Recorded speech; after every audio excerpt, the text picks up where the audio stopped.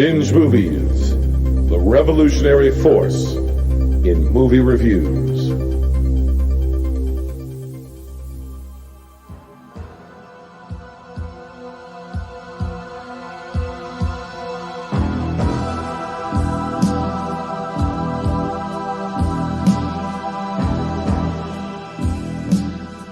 Coming to you from the last video store in the universe, it's Binge Movies 132. I'm Jason. This is the show that ranks and eliminates movies to determine which ones are most worthy of preservation for all time, even beyond the end times. On this episode, we rank George A. Romero's Dead series.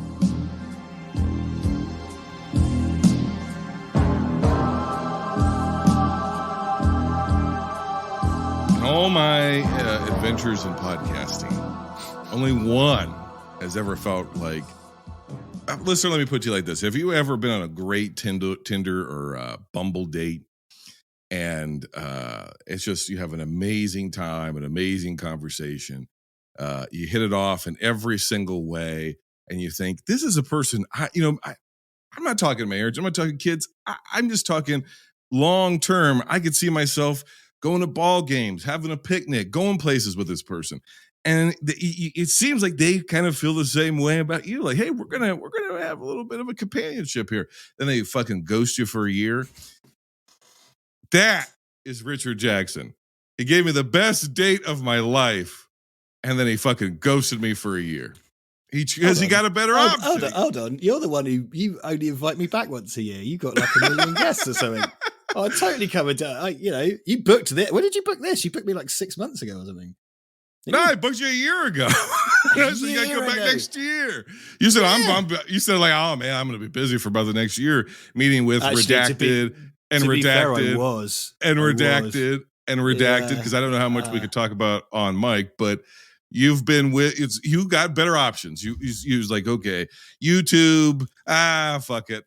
I'll do a podcast. Yeah, Binge Jason, Movies, never heard of it. I'll do it. I was always thinking of you. No, when I was on those other podcasts, I closed my eyes and thought of you. When I was sitting across the interview from Redacted, I was thinking of you. That's a lie.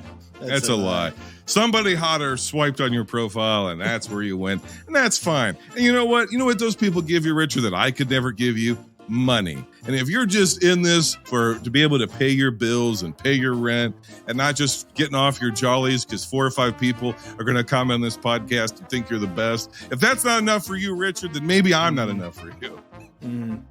There's just a queue of people who want to speak to a bald cunt with sore knees.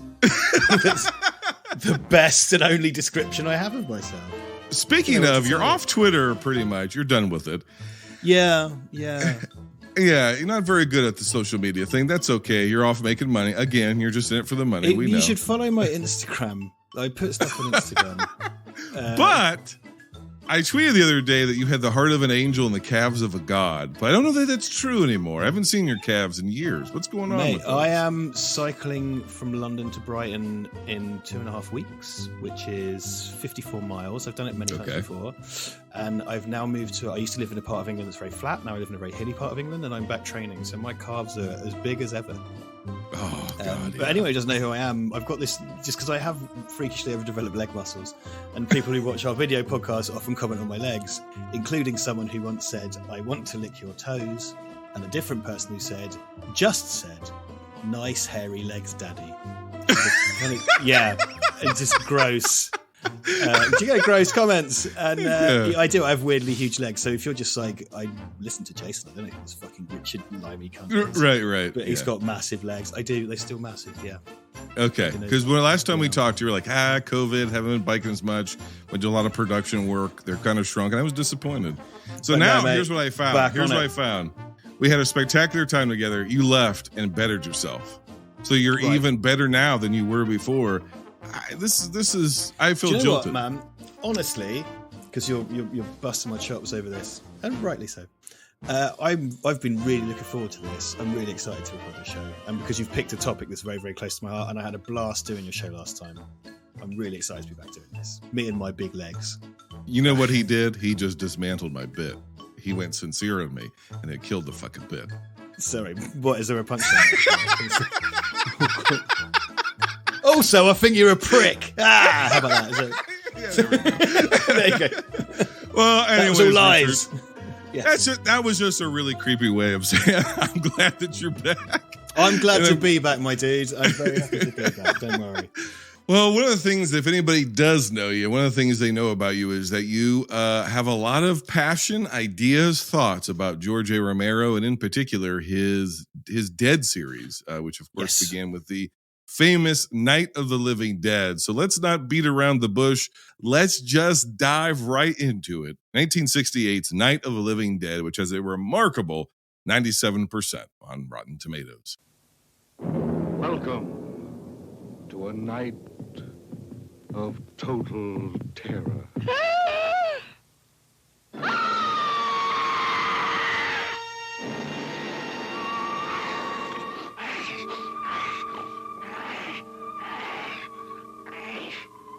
Night of the living dead, the dead who live on living flesh. The dead whose haunted souls hunt the living whose bodies are the only food for these ungodly creatures.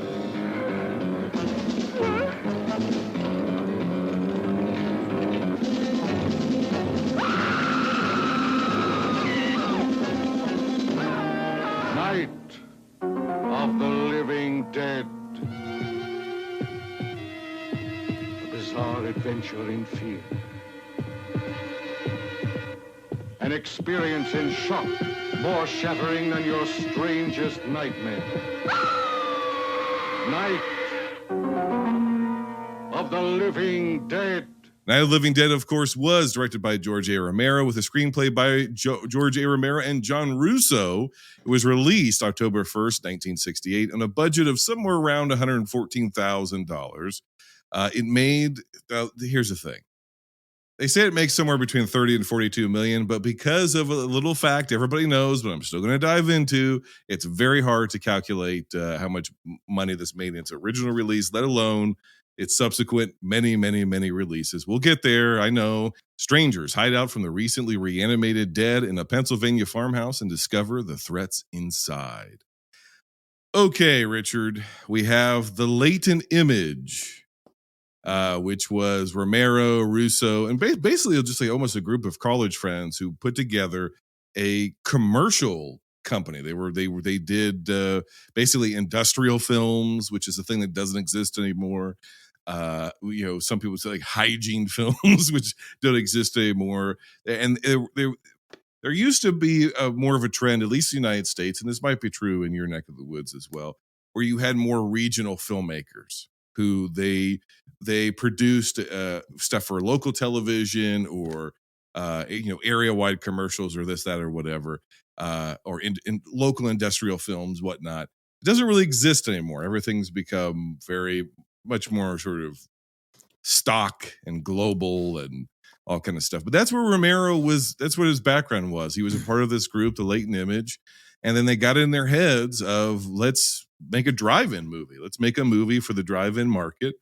And they wanted to do something with ghouls, flesh eaters, which was one of the original titles of the film, Night of the Flesh Eaters.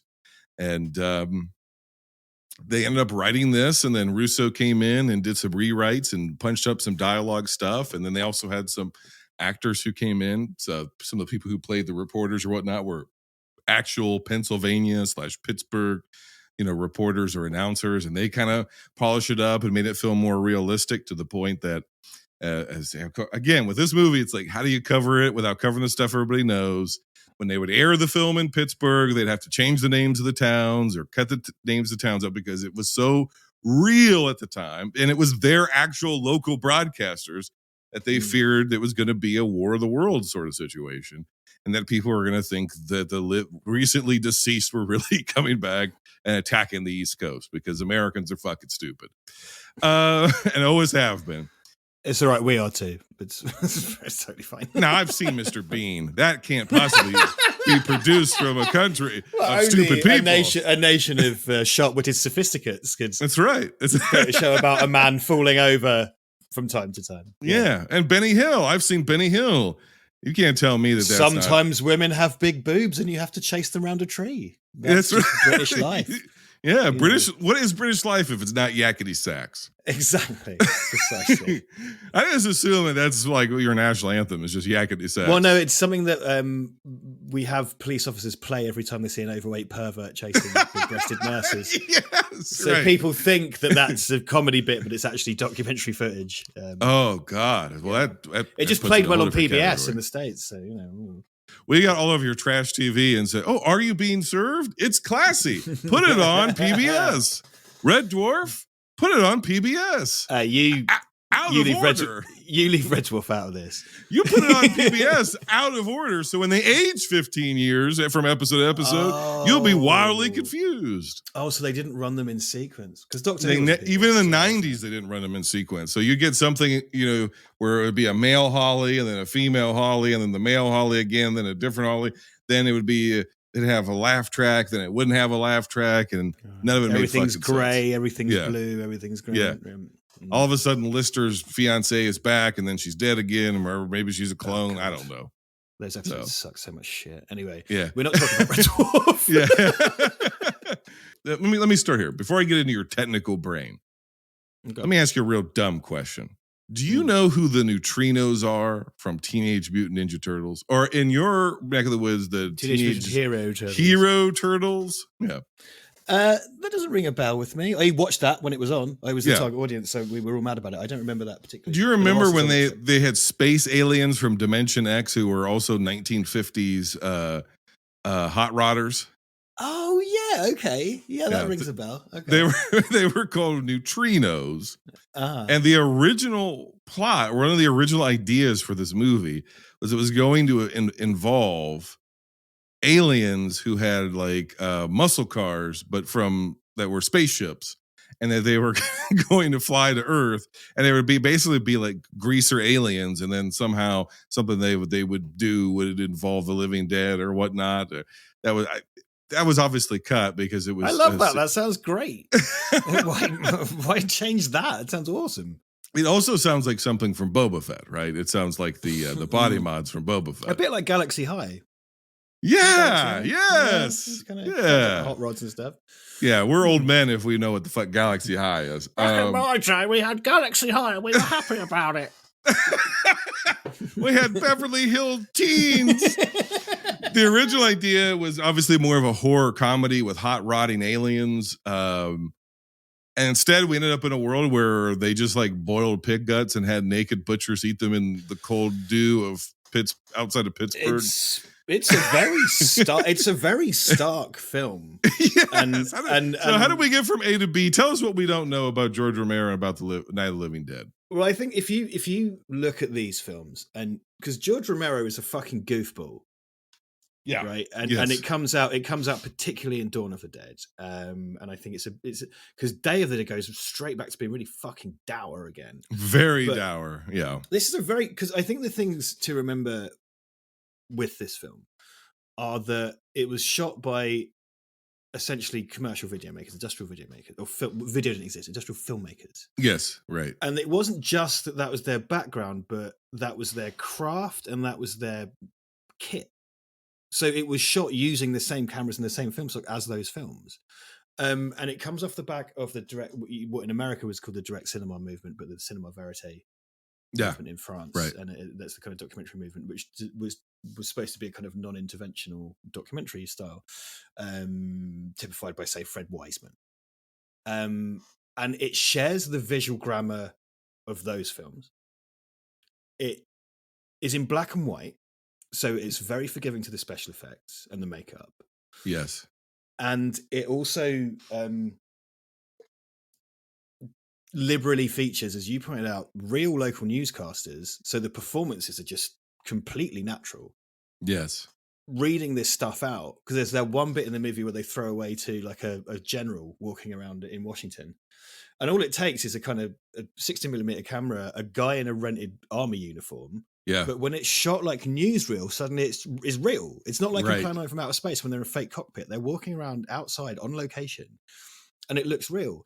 And I think that's really what got in people's fucking brain, like, because it feels like newsreel.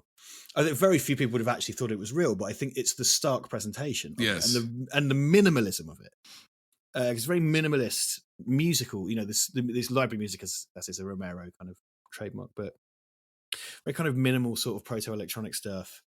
Very kind of hard, harsh edits, like lots of non-actors, which can be kind of ropey, but also lends it that kind of reality. So it borrows a lot from what people understood to be a documentary format, and I don't think people were quite ready for that. And it's in 4:3 as well. It's not in a kind of CinemaScope widescreen format. So it has all of the identifiers of documentary and television. Yeah, very and it much. was black and white in 1968, which is quite late to be doing anything in black and white, because it was a B movie essentially. Well, that's part of the reason why it didn't get picked up, because I think it was Columbia or Paramount was actually looking at picking this movie up. And there were two hurdles to it, which is essentially it was right before the MPAA rating system. So there's no ratings on movies whatsoever. There's no G, PG, and then, you know, we're talking about the United States. PG-13, eventually you get PG-13 in the 80s, and then obviously rated R, rated X, NC-17. It was basically this and, you know, nudist films and pornography and stag films, right? Right. Yeah, it was this was pornographic by the definition of the time. Yes. And so they were like, you know, content-wise. Now, meanwhile, you know, they're eating off of big joints. You know, they're ripping flesh off big joints, but those are like ham hocks because a butcher helped fund the movie and is in the movie and supplied the meats for the movie. And it's all blood. All the blood's Bosco, and all the stuff is just, you know, side cuts off of pigs and cattle. But because it's black and white and it's sort of in shadow, and the makeup is, you know, very effective in black and white and all that sort of stuff. There is a grisliness to it, even though, you know, it's just animal parts. But it bothered people. It was shocking even in 1968. So that was part of it. The other part of it was films were now in this, what they believed to be a competition with television, because TV was becoming, it sounds ridiculous as of right now, but in 1968, TV had grown throughout the majority of households in America, and it had become more quote unquote cinematic. So there was a real fear that television is going to kill the movie industry. And the one thing that movies had still in America in 1968 over television was that they had transitioned to color. And a lot of stuff, even in 1968 on American TV, was still in black and white. And a lot of Americans, because TVs were so expensive, still had black and white TVs, even if the stuff was in color. So the one thing that so they were like, we don't want to have a black and white movie because we're trying to compete against television. So the content and then color are the things that kept it from getting picked up by our major studios. So instead it was released by Walter Reed. Walter Reed, which is you've heard of Walter Reed for a variety of reasons, but one of the things that there's basically an endowment for Walter Reed. That's right. For the arts, and they essentially they became distributors of like German art house films, among many other things, like expressionist filmmaking. And the one known film that they have in their canon actually is this Z-grade ghoul flesh-eating movie. This was highly celebrated in Europe. Cahiers du Cinema and all of that. This is a highly celebrated film. Just for being so transgressive and so transformative and stuff like that. And the thing is, if you listen to, I met George Romero actually, bless him. I made some custom Dawn of the Dead trainers and he signed them for me. They're in my sneakers, as you would say in that America. And he said they were neat. It was very nice. But you hear the man talk, and I have done extensively because I watched all the extras, all the commentaries and stuff. Yeah, read all the books. And I've got the Night of the Living Dead Criterion collection that he talks on, of course. Wow. And it's and that's another thing that speaks to the station this film has. It was Right. included in the Criterion releases. His films are very political. He didn't do it by design. I think it just kind of bleeds out of him. But if you listen to him, what I've always found really sweet about him is like he was always just kind of like, oh, I just want to make a spooky movie. I just want everybody to have a good time. He's not aggressively pushing any of that. It's just there. He's like, Right. it's there. It's there if you want to see it. But you know, I'm just larking about and making a movie, and I want everybody to have a good time. Whereas in actual fact, what he did has been endlessly kind of, and like, rightfully so, analysed and picked apart and kind of lionized. Right. As it should be, in my view. So there's a couple things I think contribute to that. The first thing I think that contributes to that is what you said. You said just sort of leaked out of him. And I would, for this movie in particular, I would say him and Russo, and we'll get into him and his split off. And we're going to go through the family tree of all of the dead and the zombie and what's a sequel and what's not a sequel and what's a ripoff and Italy and Living Dead and who all the shit. But we're getting there. But I want to deal with the actual movie proper first. It's an interesting time because George Romero, for all intents and purposes, is sort of a Midwest or Rust Belt, as we'd call it in the United States, because he's from Pittsburgh. So Pittsburgh, Cleveland, Detroit, Buffalo, kind of that Rust Belt area where it had been high industry, especially right around the Second World War, big steel, big car, big glass, big rubber. Pittsburgh's about an hour and a half away from me. Akron, Ohio is where I'm at. So that's, good years right here, baby. The Goodyear blimp, our claim to fame. That, LeBron, and Binge Movies. A blimp, a basketball not in that player. order. Yeah, Binge not in Movies that order. first. God Binge Movies damn it. first. Binge Movies number one. Number one. Romero is the Vietnam guy. He's the Vietnam generation. These are young, kind of, industrial city leftist, cynical. They're seeing the shit they're seeing dead bodies for the first time on television because of Vietnam in the United States. And that's why Tom Savini wasn't available for this movie, is one of these trivia things. He was away as a photographer in Vietnam. Which would obviously contribute to his makeup skills later on, because a lot of the gore effects that he does and makeups and gags were from his experiences. The remake of this that he directed, which I possibly like more. No, don't tell me that. Yeah. As an experience, it isn't. No, it absolutely is not. I disagree. I made a whole video about it. I thought you watched my content, motherfucker. I made a whole video justifying that movie. I shot it in black and white and everything, you bastard. And that's more enjoyable to watch. I really love that film. It's more enjoyable to watch. Is it a better film? Debatable. But it's an interesting film. Debatable. But what I'm getting at, though, is I think he accidentally tapped into, especially stateside, but probably globally, as you're saying, a bit of a zeitgeist kind of a thing, because it is presented in a newsreel fashion, major portions of the film that would have been very, very similar to the footage that we had seen in the States coming out of Vietnam, or having generals or so forth talking about the conflict in Vietnam and this, that, whatever. And of course, you're only a few short years removed from the Kennedy assassination. And there was these major cultural upheaval within the United States. And you have an entire generation that has been completely disenfranchised from its own, larger society and culture. And that's what he's coming out of. So there's a cynicism and a darkness and a starkness that I think is in the film that is just, it's there, not just because it's ghouls from the grave, it's just a spooky movie. I think it's imbued with a greater sort of disenfranchisement and cynicism than it would have been if it had been made at a different time, even in the 1950s. When you look at 1950s ghoul movies or, Haitian voodoo movies or, any kind of science fiction or horror, they're not the same. They're not the same. This is now a post-Vietnam, era film, basically. When people lazily parody this and the Atomic Panic movies from the decade prior, right, they lump them together, and they're not the same. They're not the same. People do that is because this is in black and white. That's why they do it. But there's something. Many people have said that this is the beginning of modern horror.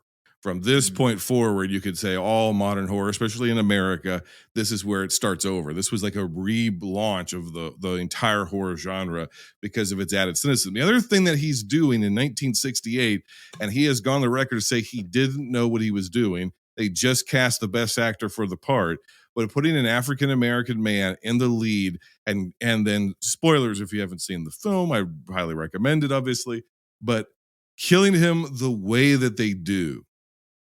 And then the over the credits photography montage.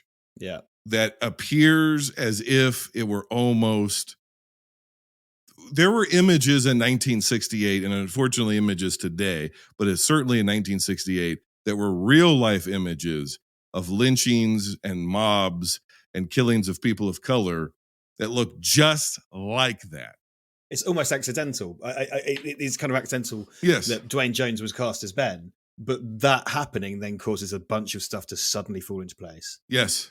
And it's because it's a bunch of fucking rednecks, fucking crackers, like shooting a black guy. And at the end of the movie, it's like he's lived, and it's like the film just goes, no.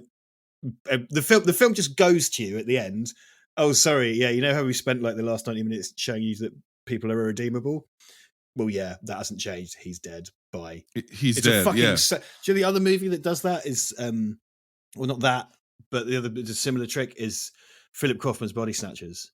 Yeah, that's exactly right. Open palm slap to the face. It's just kind of like, hey, you know what? Fuck you. End.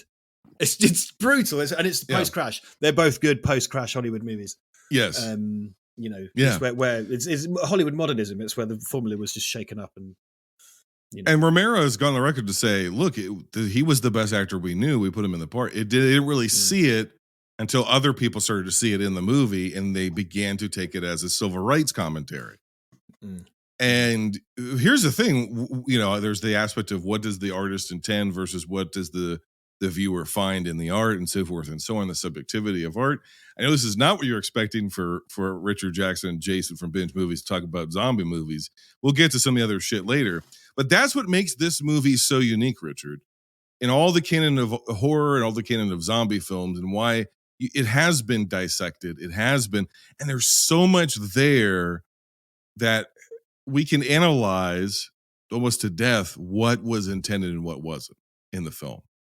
Yeah. And so why do you think this commercial grade, industrial film grade film shot in, of all places, Pittsburgh, Pennsylvania, for $100,000 borrowed from barbers, uncles, and butchers, shot out in the country by a bunch of burned out hippie college kids who were just trying to make a money for meat packing plants? Makes me so happy. How How do they make this movie that is so imbued with so much about the human condition? Because I want to really, this viewing's brought some things to surface for me that I'd never seen in it before. So I want to actually get to the plot a little bit here in a second. But why? Why is this thing so loaded? Is it a matter of right place, right time, right people, right place, right time? Because the other thing about it is I think being set in Pittsburgh and not in traditional places that you would have seen in American films at the time, it also adds this sort of verite, odd, outsider, otherworldly quality to it. Is it just luck? Is it just luck? Do you know what it is? It is right place, right time, but I think it's outsider art. It has a format that hadn't been done before, had a setting that was underutilized. It exists outside of the kind of coastal situation that you have in the States, particularly really we're talking about the West Coast here because it's from outside of Hollywood. Right. It showed people something they didn't know they wanted and they'd never seen before. And particularly keeping in mind, because this is coming at the post-crash, the problem, one of the reasons that Hollywood did crash is because they were telling the same stories over and over again, and they had this formula that they kept repeating, and people didn't want to see them anymore. Right. People they want to see Rex Harrison in a fucking massive musical in Cinerama Banana Scope that's projected across 9 buses or whatever, these stupid road shows they used to do. That was done, and people could, and not only that, this is something that hit the drive-ins. It wasn't an A picture, it wasn't a night at the movies. This was a midnight movie, and it was also a B picture to a family film. I don't know if you know that, but I did originally not know that. That's there was an beautiful. A picture and a B picture, and I don't even remember what the A picture was, but I know for a fact it was a for the whole family, and then the B picture was Night of the Flesh Eaters. a traumatizing night in for the whole family. Well, speaking of, so I went back. Sometimes I like to find what the real critics have to say. I went back and I found Roger Ebert actually wrote about this movie in 1969. And he didn't write a review of the film as much as he wrote an editorial about violence in film. Because, my dad is of this generation. I've talked about it before in this podcast, Richard, where my dad's babysitter was basically Palace Theaters, where the theater had one screen. It was a giant fucking palace, and it was like a work of architectural beauty. We still have a few of them. Many of them have been demolished. We had similar situation. Yeah. Yeah, and then you would just take kids there, and basically they would just show shit all day long. You would Three Stooges, cartoons, movies, old serials, Buck Rogers, cowboy shit, whatever, and maybe some new stuff. That happened, and one of the movies that they showed in a screening full of young children was what we now know as Night of the Living Dead. And yes, we'll get to the copyright. And here's what he writes: the kids in the audience were stunned. There was almost complete silence. The movie had stopped being delightfully scary about halfway through, and it had become unexpectedly terrifying. There was a little girl across the aisle from me, maybe 9 years old, who was sitting very still in her seat, crying. And that is his description of the scene. Is imagine a raucous theater full of children who are just climbing on the seats and laughing at old movies they're showing. And the new movie they put on for them to watch is Night of the Living Dead. And in 1969, just 1 year after this movie came out, still playing in theaters, and a theater full of children and Roger Ebert, every child in the theater is dead, silent, pissing themselves and crying. That's beautiful. It's amazing. It's that's what hard that movie is. Like that's it, right? Fucking up programmed that in the wrong place. That's what that was.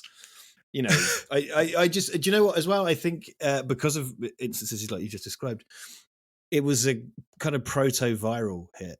It was a word of mouth thing, and this was something that was able to travel through well-worn reels of film because everybody had to see it. And then in Europe it became celebrated and it came over, and then when it hit these shores, it was an art film. And that's not what Romero set out to make. He was making a trashy B movie, like that's what he wanted to do, but it was celebrated as an art film. It's quite often the case when things come to Europe, we get all fucking pretentious about it. But, like I said before, like Cahiers de Cinema and stuff latched onto it, and they were able to relate it to civil rights and to the cinema verite movement, and we had a similar kind of social realist thing because it's socially realist as well. It's couched in the world of horror and fantasy, but it's kind of social realism because it's all of these films to different degrees are humanity's problems in a microcosm, and it's different versions of that. And every time you watch it collapse, which figured in different ways. Let's stop right there. I'm bored of that now. Because we've had 15 seasons of The Walking Dead, and I stopped watching 8 years ago. Trash. But we've had so much stuff. What's happened now is that we got stuck in this loop, basically, where because of these films and because of Romero, everybody was like, humans are the real monsters. Society's the problem. And that adds almost this sort of faux depth to the zombie genre. But they didn't seem to know what to do with it. That's what annoys me because like Romero's style was, and it was all right when Romero did it because it was original and it was his trademark, and everyone's kind of gone, well, this is the genre. And it's like, no, it's how George interpreted the genre. What kind of, because like the Snyder version of Dawn of the Dead, which I do quite like as a fit movie to watch, it's enjoyable enough. But the zombies are all snarling monsters. Right. They're not even in this. The zombies, Romero zombies are pitiful creatures, and there's something to them. There's a residual humanity. The Snyder ones, they're just kind of snarling monsters, and the Walking Dead ones, they're just snarling monsters, and they're so heavily made up because early on in the Walking Dead they look like people, but they're all these kind of skeletal ghouls now, and it's like, well, they might as well be fucking Decepticons. Like for all the difference it makes, there's no depth to them, and there's no tragedy, and there's no pathos. Because even in this, and this is the one that does it the least, because I think it's still finding its way through. But like, they're creating it. This is the one that's creating the modern zombie. accidentally. And even so, they seem kind of pitiful and aimless. Yes. Still, I mean, they're still a threat. Lost. They seem like lost souls. Yeah, exactly. And there's something to be pitied. I mean, they're a threat and you should fight them and you should escape, but they're not just like fucking, goblins. They're something to them. And that's the sad, tragic part. I think Dawn of the Dead, sorry, really, really nails that home. And it's very foregrounded. And that's the thing that runs through that there are no shared characters across any of these films except Diary and Survival. Oh, yeah. The characters of I kind of wanted to cite too, but I'll save it for later.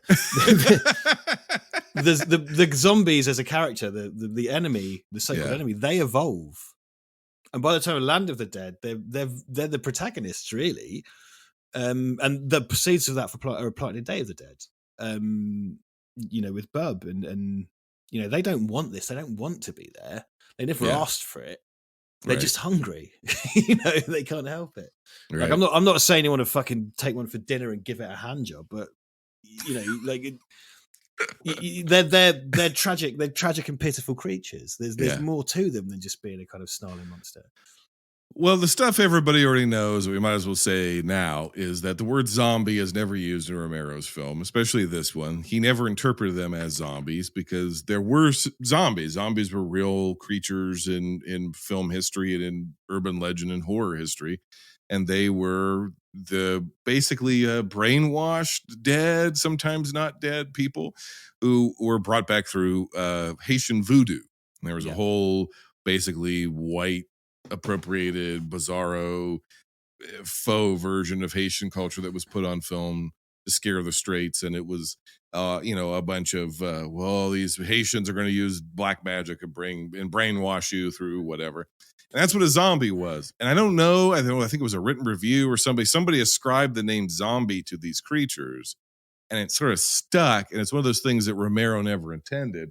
They were ghouls and they were flesh eaters, and that's what they were supposed to be. Now, the other thing that is when they went to release the film was titled Night of the Flesh Eaters. And they did a search very late and figured out that the term flesh eater had already been used. And there was going to be maybe some copyright issues with using the term flesh eaters from some other horror film. So they came up with some other titles. Most of them were terrible, but the one they landed on was just called Night of the Living Dead. But when back at that time, your title actually had to have the copyright information on it in the film for the copyright in the United States to be binding and legal. It's changed since then, but that's what you had to have. When they redid the title card, they forgot the copyright stamp and the copyright information, and it was released and it went to theaters. And one of the reasons why it kept hanging around is, Richard, once you got a print of it at your local theater and you were the guy who owned the theater or worked the theater, you could dub that print and take it somewhere and get that print copied basically and make your own print of the movie and show it as much as you want, and you didn't have to pay them anything. Yeah. So that's why it's impossible to calculate how much money, even its initial release, because it never went away. It was screening in theaters in black and white in the United States and around the world some 20-some years later on basically bootleg copies. But they weren't really bootlegs because they essentially released this as freeware, and they didn't intend to, and they didn't know. And not very many people paid them for a license or the right to show the film. The fucking demo of Commander Keen. So here's my question. Do you think that's another one of those happy accidents? Because despite its graphic qualities, its nature, its violence, its gore for the time, despite how scary the movie was in 1968, I think it's still pretty effective.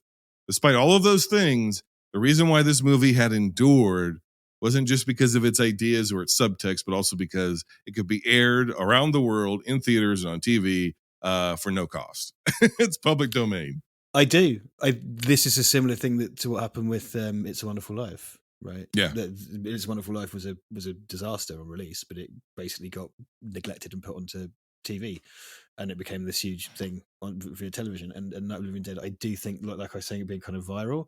Every person who dubbed that in a theater, every person who bootlegged a tape, and now because you or I can release Night of the Living Dead whenever we want, I could download it from the internet now and start selling copies. No one would buy them because it's free, but you can because nobody owns it. It's homeless as a film. And I do think that probably did contribute to its kind of proto-virality. I think that put it in the hands of people who otherwise wouldn't have watched it, and it became a drive-in thing and a midnight thing forever. And it keeps that. It still is that. Yeah, tonight, if you and I were like, you know what, we've had so much fun talking about it, we're going to do a live stream tonight and just fucking play the movie. We're going to talk over it on YouTube for anybody to watch. We could. Yep. No problem. No problem. And nobody could do anything about it. So it's another one of the reasons why it may be one of the most commented on, dissected films, most seen films in maybe film history, because it's just, it could go anywhere and play forever and still can. And it always will. It's a public domain film. Yeah. The things that I noticed this time, and maybe I'm just really stupid, Richard, so forgive me, but the things I noticed this time about the movie that I never noticed before, just a couple of things. One, they give sort of background as to maybe, potentially, possibly what might have caused the living dead. Now, that's not new to me. I knew that. I knew it was a probe that went to Venus and so forth and so on.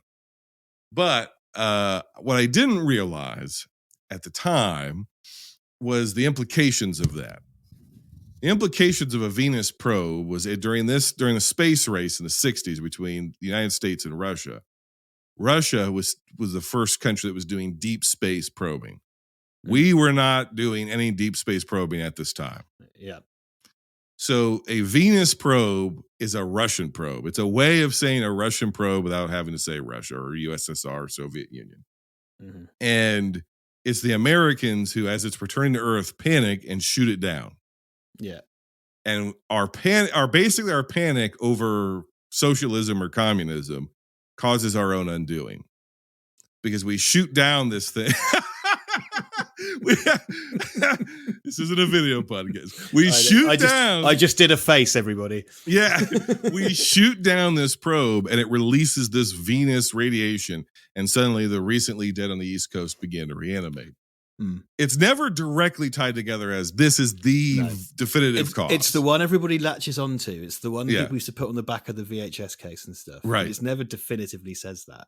And you would get essays that would say, like, oh, the Venus probe caused it. And it's like, well, no, they say it may have done. It may have been. And crucially, as you point out, it's still ultimately Cold War panic, nuclear panic. Yes. Yes. And that was very much the business of the B movies, the B movie movement from 10 years to 15 years to 20 years prior that we have touched upon. That was very much their preoccupation, and that would be called Night of the Atomic Dead or whatever. Right. Right. And there probably is a movie called that. I'm sure there is. But it's still ultimately that. It's still trading on those fears. Yeah. It's still and also, in a bigger sense, it's kind of a take on American Gothic, right? The painting American Gothic. It's the destruction of the American farmstead. It's the American rural working class life being torn to pieces, in a kind of literal sense. But you could take it a step further, and this is where it's sort of the 60s version of that as opposed to the 50s. It is the American rural experience being torn apart, and being undone, but it's undone through its own ignorance, potentially. Oh God, yeah, that right? is Harry Cooper, his entire character. Well, okay, so we here. Okay, that's where I wanted to go next. So we shoot down the probe. The United States shuts down the probe because communism is evil, and we shoot down the probe because we're afraid. And so we shoot down the probe, and then maybe that has something to do with the dead raising, but we don't know. Maybe it's just happening because God's done with us. Who knows? And the flesh eaters are here. The ghouls are here, and we have Ben, who's essentially our protagonist, who's the lead of the film, I guess, becomes the lead of the film, essentially our main character. And by the way, this does Psycho's trick. It does a Psycho, which is amazing. But anyway, by which I mean, you definitely think Barbara is going to be your protagonist, and she is for maybe about the first 15 minutes of the film. Then she goes into basically catatonia and spends the rest of her time on the couch hysterical. And then we switch over to this person who you would not think would be the lead of a film in 1968. And there he is, and it's Ben. And Ben is this guy of like action. We have to get to the truck. We have to get gasoline. We have to do this. We have to board up the windows. He's a man who's about doing stuff. He's a man. He's a take charge sort of guy. The thing I never, which that's pretty obvious, that's surface level. Then you have Harry here talking about who is the fearful asshole who's like, says he's only looking out for his family, but he's only really looking out for himself because he treats his wife like shit. He's got a proto zombie daughter in the basement, the living dead girl, all this sort of stuff. All these images we know. The thing that I never realized though is that Harry, in a sense, is right because it's true in the remake as well. He's right. His argument is if we just hold up in this basement, they won't be able to get down here. We just wait it out and somebody will eventually come for us. And Ben's like, they're going to overrun the house. We got to make a run for it. We got to get to that truck. We got to get out of here because, if we go down that basement, then there's nowhere else to go. And if they get in, then we're for sure gone. And they come up with this cockamamie Molotov cocktail plan, all this sort of stuff. It all goes, of course, horribly wrong. It leads, Ben's plan inadvertently leads to everybody dying and the house being overrun. And then he murders a man. Yeah. Yeah. And he kills Harry, just flat out shoots him in the stomach and then hides out in the basement and just stays there. And then come to find out in the morning. And the thing is, you can see a world in which if it wasn't just him shambling around inside the house, but there was a group of them in the basement crying out for help, that maybe the mob that shows up with the sheriff or whatever is like, yeah, they're all messed up. They're all dead. Maybe they would have got through it. Maybe Ben would not have been shot in the head. Well, I never realized that before, that he's right. Harry's I always come back to right. Harry. I always come back to Harry being right. It's the same in the remake. He is right, but it's kind of a case of, and it's all part of the frustration of the human condition. This is the thing. Like, you could argue that Harry is right for the wrong reasons, and Ben is right. Harry is right for the wrong reasons, and Ben is wrong for the right reasons. Right. In that it's their approaches. They can't get out of their way. Harry can't help but be a fucking prick. And if he would just shut up and listen, like, they could talk it out. And Ben is similar. Ben, in a better, more humane way, in a more kind of gregarious way, still won't fucking listen to him. They won't listen to each other. And this is the thing. It's humans. Because you could argue in Day of the Dead that Captain Rhodes is right. Like, just kill them all and leave. What's the point? Yeah, right. But it's the way he conducts himself and the way he chooses to approach that problem. And this is the thing, because what you do is you put them in this escapable situation and you watch them undo themselves. And in Dawn of the Dead, it's a bit different. We'll get to all this, but Stephen fucks it up really. If he'd just let them have the shit, like, they'd have been all right. Correct. And it's a similar thing. We get into Land of the Dead as well, how that happens and stuff. But these people, they're not perfect, which is what makes it interesting. Ben just comes off as more heroic because he just seems like a better person. But if you break it down, he has the wrong plan and he murders someone in cold blood. Yeah. And I'm still Team Ben. I'm Team Ben the whole way. Fuck Harry Cooper. But especially because the beat the movie ends on. And yes, it's also because the color of that man's skin and the beat it ends on. You can't help but be like, and he's like a country club schmuck in a fucking smart shirt and trousers. Yes. They've been to a do, haven't they? Sorry, as we would say in England, right. Do an event. They've come back and Ben's fucking got his sleeves rolled up and he's just been chased out of a diner. So it tells you from there what their stations in life are and stuff. And it's when his wife goes, "That's important, isn't it?" And she goes, "What?" And he goes, "That you're right. That you know more than everybody. It's important to you." Yeah. Because her whole point is like, you don't even give a shit whether any of us live or die, or any of those people up there live or die. You just want to be right. Mm. And these people, the people being undone by hubris and arrogance is the and she says something like something to the effect of like, living together isn't any good, but dying together isn't going to fix that. So what you know is that their marriage is terrible. That he's horrible to her. He's horrible to his wife and daughter. You know that just by the way he conducts himself. Like, get in the basement. He's a piece of shit. And he hits her as well, doesn't he? He hits. Yeah, he does hit her. Yes. Yeah. But he's right. Yeah, again, and he's right for the wrong reasons. Yeah, there's something about the right reasons.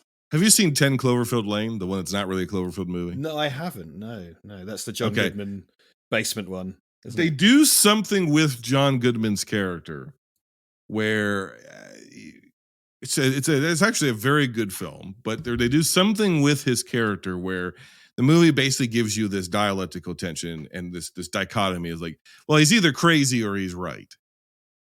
And then by the end of the movie, you realize, well, those aren't the only two options. There's another option, which is he's crazy and he's right. Right?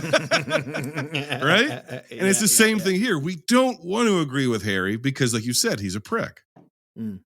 So we feel that sense of, well, Ben and Harry are that dichotomy. Well, the good guy has to be right because he's the good guy. And the piece of shit guy has to be wrong because he's a piece of shit. And it's like, no, there's another option, which is the piece of shit. He's still a piece of shit, but he's right. Yeah. Even if he doesn't know, even if it's for the wrong reasons, even if he got to the conclusion for all the wrong reasons, it was the right conclusion. He's an arrogant bully. He's an arrogant bully, and immediately makes you not like him, but then ultimately he's right.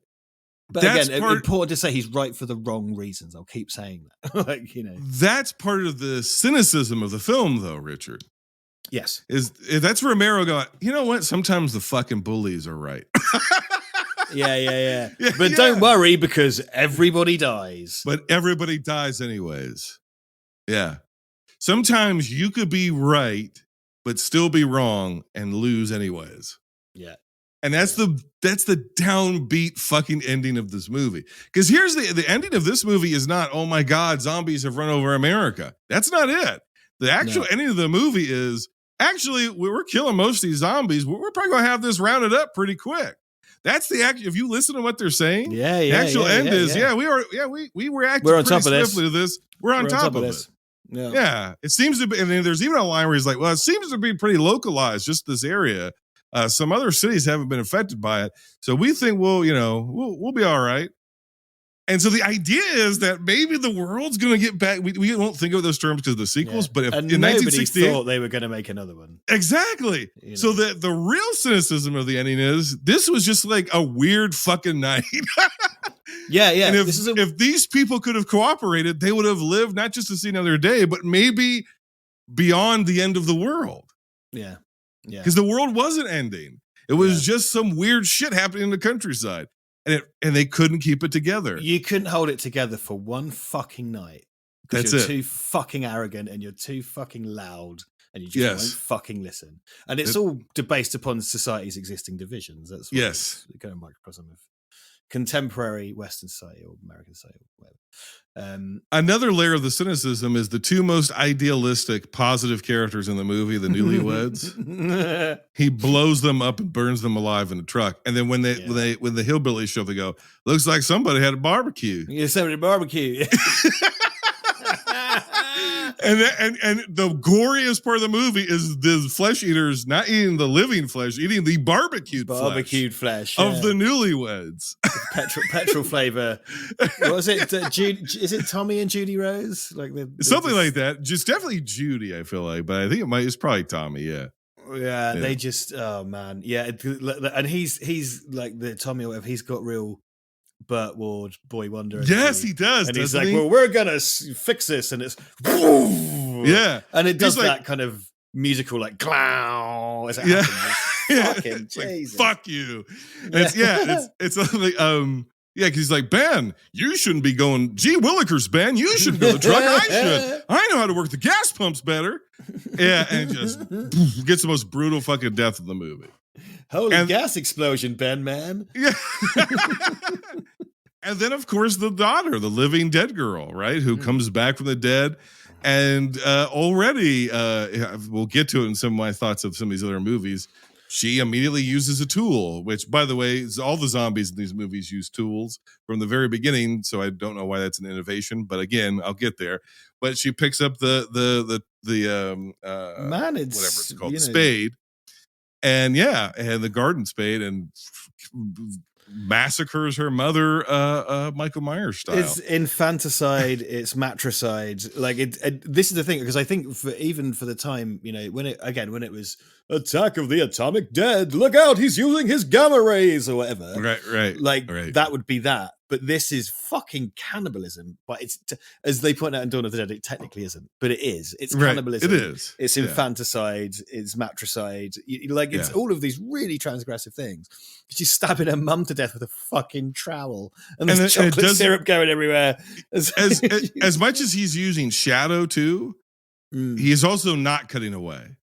So some is in shadow and some is. This is not a Psycho thing where it's like, well, you see the knife, but you don't really see the puncture, but you think you do. Because that's how effective the scene is. Romero's not that good of a director, let's be honst. So he's not Hitchcock. I think it's pretty unfair to compare anybody to. So you're gonna watch the fucking knife go in 4 or 5 times, and Bosco's going on the wall, buddy. And you're gonna hear the mother scream, and we're gonna put a weird synth distortion on her scream. It's very telling that. It's great. I fucking love that. It's so good.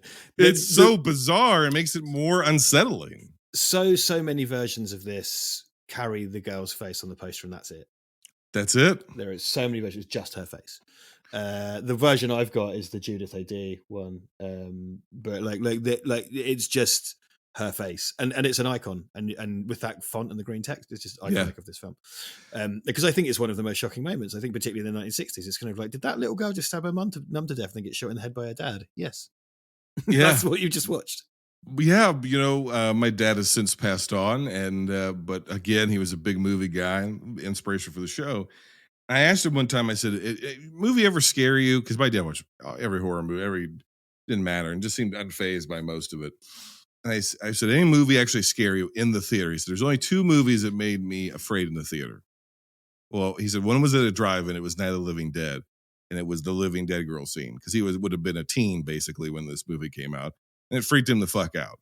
And it freaked everybody the fuck out. And that's the other thing that we're kind of glossing over is this movie terrified people. This was a universally scary movie. Not just like, oh, it's creepy or gross. It was terrifying to people.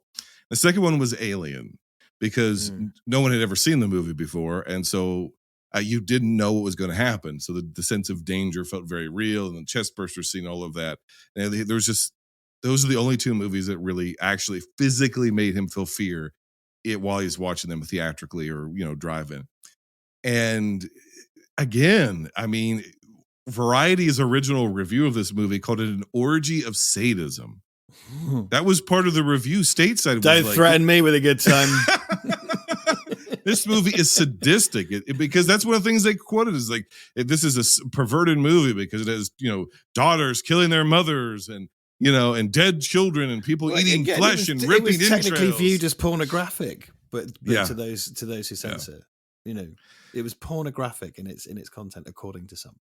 Before I get your score, before we move on, because we have so many more movies to talk about, let's talk about John Russo and his split from Romero. You have the Romero continuity, which is essentially the Dead series, and then you have the Russo continuity, which is the Living Dead series. Can you explain to the folks at home who may not know what the fuck happened and why there seem to be 2 continuities here? Strap yourselves in, my friends. So they wrote it together. They didn't really work again after this in the same way. Yeah. And John Russo had his own concept for a sequel, which was called Return of the Living Dead, which he would create a screenplay for. And that was not made in the way you think it was made. The movie Return of the Living Dead basically optioned that, but just used the title and then download back and create something new. And in that movie, the concept is that the events of Night of the Living Dead actually are based on a real event.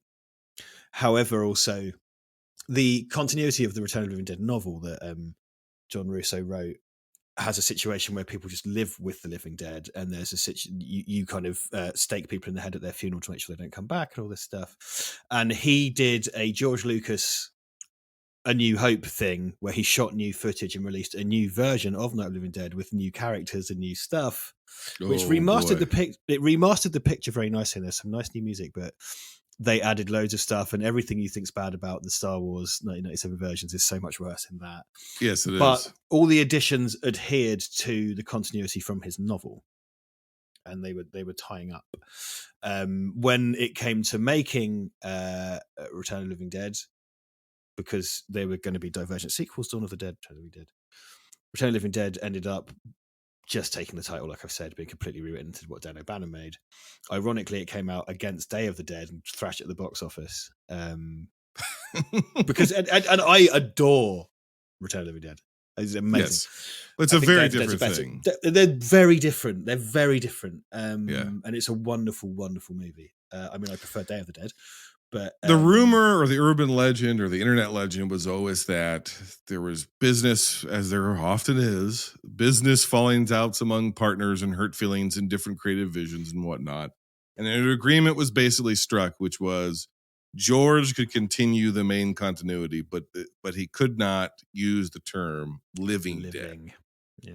So everything he does that because that was a term that Russo coined, and so that's why it's Night of the Living Dead, but it's not Dawn of the Living Dead. It's just Dawn of the Dead, which is good because Dawn of the Dead is better, and Day of the Dead is better.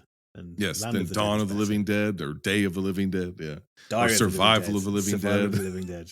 I mean, there's not a lot to make Survival of the Dead worse. I don't think changing the title's not going to really put any extra horses in that race. You know what I mean? Yeah, that's right. But anyway, we're getting it. I'm sorry to get ahead of myself. But that was Fox. It was Fox who went in and made Return of the Living Dead, and Fox have had their grubby mitts on trying to take ownership of Night of the Living Dead quite a number of times. Yes. And that was probably their first gambit, the greasy fucks. Not that it matters now because they're owned by Disney, who are larger, greasier fucks. Yes, they are. With big ones. If you had to give this movie a score out of 10, what would you give it, and where does it rank for you? Now, of course, we're talking about one of the all-time classic films, and here's what I think has happened. I think we've had a very unconventional conversation about a movie that's been conversated about a lot.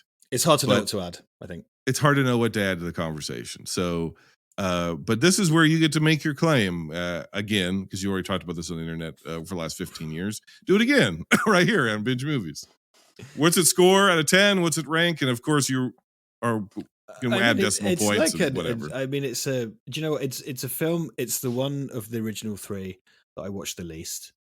I find it the least enjoyable to watch. But it's like a groundbreaking classic. So I would probably give it like an 8 or a 9 out of 10, just because it's an incredibly great groundbreaking movie. Let's call it a 9. Yeah, because I know where I'm going with Dawn and Day. Yeah, and this is my third favorite. Well, this is the thing, though, isn't it? Because I'm the guy who fucking likes Return of the Jedi or whatever. Like it's right. I just Return of the Jedi as well, but yes, yeah, but I just think I prefer as an experience to sit down and watch. Yeah, I prefer the other two. And actually, I was 100%. We're getting into Sophie's choice for Dawn and Day, by the way. Oh boy. Yeah. Well, I was 100% in your camp for years and years and years.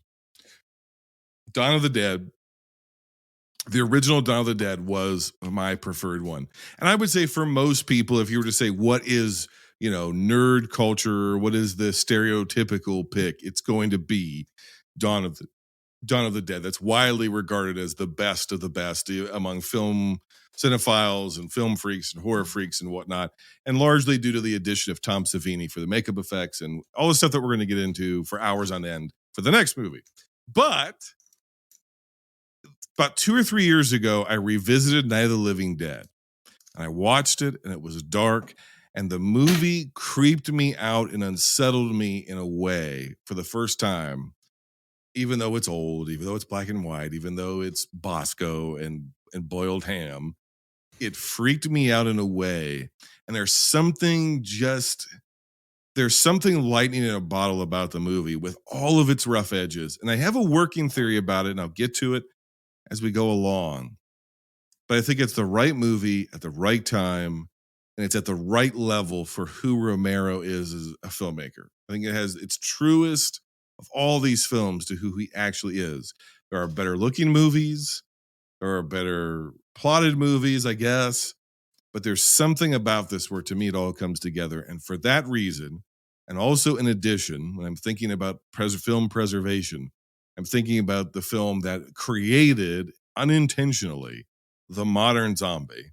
Although, of course, they don't eat brains here. They eat flesh. The brain stuff comes from the living dead. And there's Russo's not a lot. There's continuity. not a lot Dan of brain O'Bannon, eating really. in zombies. There's not a lot No. of brain eating. It is just that. It's just Dan O'Bannon. Yeah. Yeah. It's just the tar man going, brains. Yeah. If you ever want to talk about those, I can do that as well. Yeah. Next year. Next year, 2029, the year of Skynet. So here's what I would say. I'm going to give this thing a 10 out of 10. And of course, it's my number one. So it is going on to the short list. I was surprised by it. And I was surprised. This one is the one that I actually am now finding myself going back to more. Dude, I think it's an amazing movie, but I like Dawn and Day more. I'm sorry. But Well, speaking of Dawn and Dead, it's time to keep moving. Let's go to 1979's Dawn of the Dead, which currently has a 93% on Rotten Tomatoes. So apparently, most of the world agrees with you, Richard. In 1968, George Romero brought us Night of the Living Dead.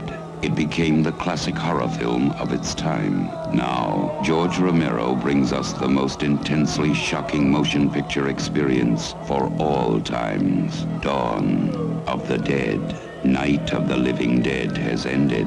Dawn of the Dead is here.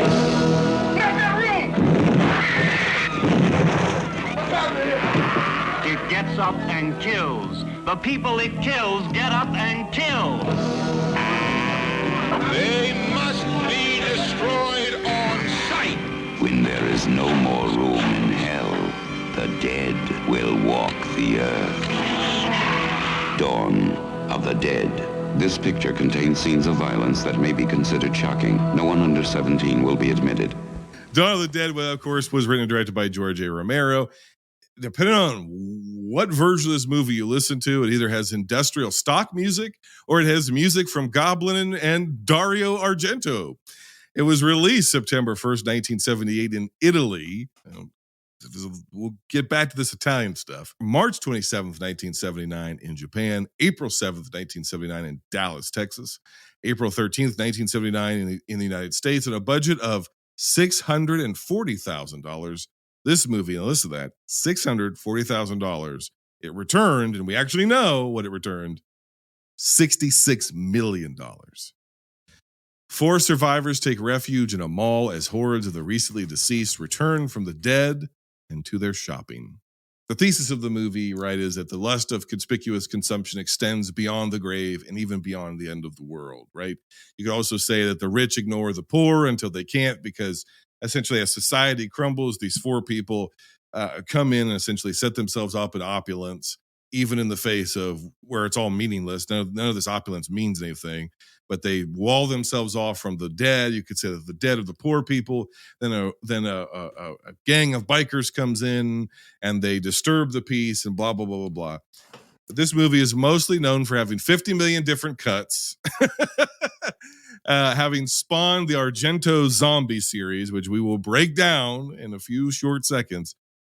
And it's widely known as the thing that makes Tom Savini Tom Savini. This is where his makeup effects, this is one of his first major jobs. He's a kid in Pittsburgh who has been in the Vietnam War, was a wartime photographer, has been into makeup effects his entire life, gets on this production, and then we have from here the Friday the 13th series and everything else Tom Savini's ever touched. It all comes back down to here. And if there is one major strength of the film, it is the makeup effects. It is the gore. It is the zombies. It's the diversity of zombies. Of course, they look a little bluish here, and Savini's talked about this, where basically this was done very cheap, of course. You know, it's only done for a little over $500,000. So, and Savini is at the beginning of his career. So if you ever hear him talk, which I'm sure you have, Richard, he would tell you, like, he looks at this as like, fuck, I wouldn't do any of that like that. Like that. You know, even a few short years later, I think this is not my best work. He likes a couple of the gags, but he doesn't really. He's like, I wasn't even as good as I was for the first Friday the 13th. Oh man, it's like listening to go listen to your first podcast. You no, thank you. Yeah, exactly, right. Precisely. Yeah, you're always good. Yeah. Like, even if you're a fucking genius, it's kind of like, well, that sucks. You know, right? That's what that is. I mean, so here's what I watched for the first time in preparation for this podcast. I watched what they're calling the complete cut, which is where it's too long. It's about 3 hours long. George's favorite is the US theatrical cut. And that to Yes. me, I take George's. The That's extended what I one's too have. long. It drags the long one. So you essentially have basically to get this movie funded because he didn't want to make a sequel. He was never intending. He went off to try to make some other movies. He never wanted to be pigeonholed as a horror guy. That was never his shtick. And he was on record of saying, I was done with it. We made the movie. It was what it was, blah, blah, blah, blah. But he eventually comes back to it. He's got some ideas for it, but he can't get money for it. He can't get funding. And Dario Argento, likely because of what you said, where it hit Europe and Italy in particular, and basically revolutionized their horror, everything in their horror filmmaking, movie making.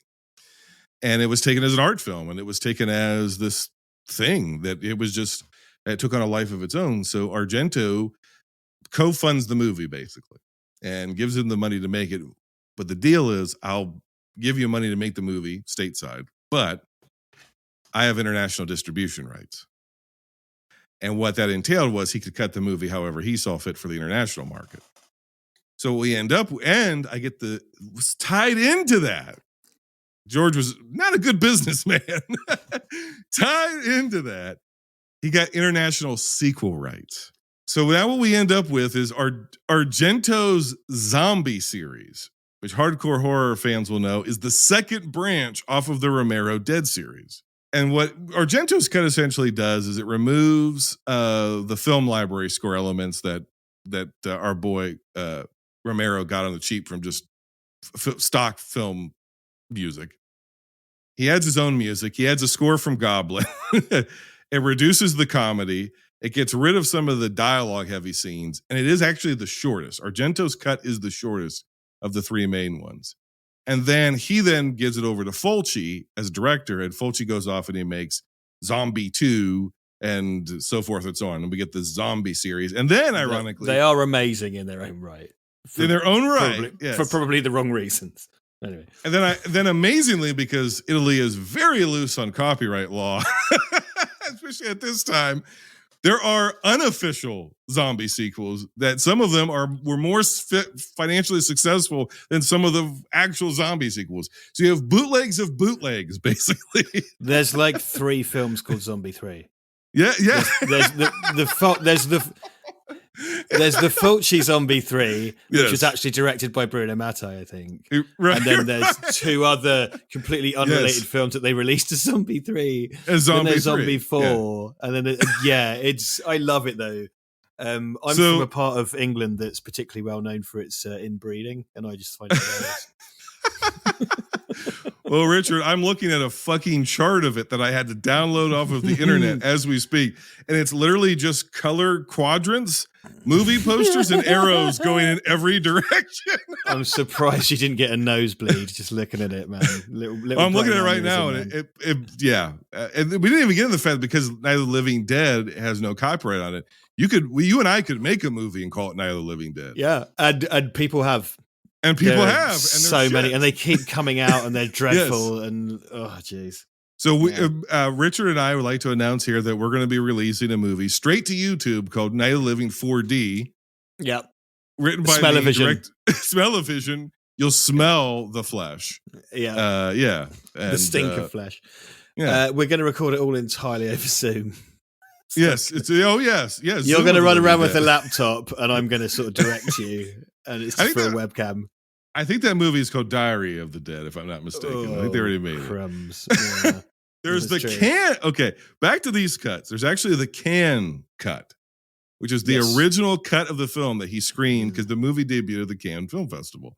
And then Romero said he didn't like it, so he trimmed it. That's one of the longer ones. And then you have the Romero cut, but it's basically the U.S. theatrical cut, which is the main one most people know that you. I view it as it's the definitive version. I think, and so did Romero. It's the most sensible. Yeah, well, I take cues from the big man. You know what I mean? That's, Yep. But then there's this thing called the hybrid / complete cut, which I watched for the first time. It edits all 3 cuts together into a movie that's over 2.5 hours long. And some people believe it's the best cut because it actually uses music and character development from all of the films. So it's some of the stock stuff. It's some of the Goblin score. It's some of the comedy beats, but some of the more dialogue heavy beats restored. It's some more gore. It's this, that. But here's what it ends up being. It's completely unofficial, by the way. It ends up being very jarring. This is my review of that cut. Because they're pulling pieces of film from 3 different releases that were color corrected by different people. None of the color correction matches. It is a very bad fan edit at best, is what I would say. I've turned a phrase that I use with Duncan, sorry to interrupt, and it's that I like Christmas cake, but I don't want to eat a whole one at gunpoint. That is just too much. It's too much of a good thing. Yes. I don't want it. It's too much, and it jars. Yeah, this Christmas cake has just random nuts and bolts in it and bits of rock. Like, it's just like, what are you doing? Like, why is there beef in here? I know you're going to wax poetic about this movie, and rightfully so. But the thing is, to me, that was most definitive or most standout is, of all of these movies, this poster in the United States and the actual it's not even so much box art, but the stand, the store stand-ins that they would sell, where it's, cardboard or whatever. This was in every fucking video store in the United States, the mom and pops, until the late 90s. The Dawn of the Dead fucking post, the imagery of the poster, this stuff just hung around in the culture. If you're a kid born in the late 70s or even born, I guess, in mid 80s, and you were around the late 80s, early 90s, mid 90s, stateside, and had mom and pop video stores, Dawn of the Dead was a thing. How was it in the UK? What is this? What was its reputation when you were a kid? Because we're roughly the same age. And what does this movie mean to you? This is the movie that made me want to make movies. This is the film that showed me what was possible and what I could do, even with my friends. So I started small. I watched this film. I became fascinated by it. I learned its story. I learned about Night of the Living Dead. And I was like, I could do that. This has put me on the path I'm on. This film is that important to me. So obviously I'm going to be completely objective about it. So basically, it didn't have that here in the same way. It was released, I think it was originally called Zombies. And if you watch Zombies Dawn of the Dead, and if you watch Spaced, Tim has that poster in his front room, which I used to have. Zombies, Dawn wow. of the Dead. And so, they weren't going to call it Zombie, they called it Zombies. Right. And sometimes you would get a cut where when it says Dawn of the Dead at the end, it was just kind of blocked out in black. I think the thing that really broke it for a lot of people, it was on video, and kind of cineasts knew about it. What really broke it for people of my generation was it was on BBC Two. One weekend or one weeknight, it was on BBC Two at like 10 p.m. and we taped it. Because my brother was so good at getting me into good movies. He's kind of like, look, this thing Dawn of the Dead's on. We should watch this thing Dawn of the Dead. And we just played like Resident Evil. So this is probably about 1998 or something. I think Resident Evil 2 was on the way. And my brother was like, we have to watch this movie Dawn of the Dead. And they were doing these trailers cut for BBC Two. This is like a public broadcaster here. And it was like with the music, and it was kind of like, why do they come here and all that stuff. And it was just like, oh my God, this looks insane because it was so big. So the scale of it, and I think I'll get to that, but that's why the makeup's the way it is, because this has scale. And we taped it, and it used to be the case that I lived across the road from my school, so we used to come home for lunch from school. So like the first time I watched like Pulp Fiction and Goodfellas and Reservoir Dogs and Dawn of the Dead and Texas Chainsaw was in 45-minute sections because my mum and dad were at work. Their mum and dad were at work, so we'd come home from school, watch 40-50 minutes, go back to school, go to classes, and then they'd be like, okay guys, like back mine tomorrow to watch the second half of Dawn of the Dead or the third. Wow. So we watched it in pieces, and like this film I watched it and it just set my imagination on fire, because then I was having zombie dreams, like, oh, what would I do? And then I was kind of like, oh, fuck, and me and my brother would be like, so do we go north where it's cold? Do they have blood? Does it freeze? Like, where would we put the food? We live in the countryside where it's flat. We could get on bicycles. We're quite close to the countryside. Like, talking about it, thinking about all the ways you could do it. And then rooting out all of the stuff we could find. There was Clive Barker had a show on Channel 4 in the UK. It's another public broadcaster called Clive Barker's A to Z of Horror. and Clive Barker did little pieces about it. BBC Two, I think, had a little editorial about it to go with the screenings. BBC used to be very good, and Channel 4 used to be very good. They'd show a movie and there'd be an editorial first. So you'd have a learned film critic come out and discuss the movie for 5 minutes before it came on. There's a thing called Videodrome that was on, and then Mark Kermode, he might know, did a similar thing on Channel 4. So there was discussion of it. And then I started studying film a few years later, in about the year 2000, 2001. And I was able to get hold of books and stuff and read about it and find out more. And then I imported the Anchor Bay DVD when I was like 17 or whatever. I had to pull it at Region 1 from the US, send it over and get a DVD player that would play it, learn all about it. And it just set my mind on fire, this movie. It was incredible. And I just think, knowing what this film does, this film has an insane sense of scale for the budget.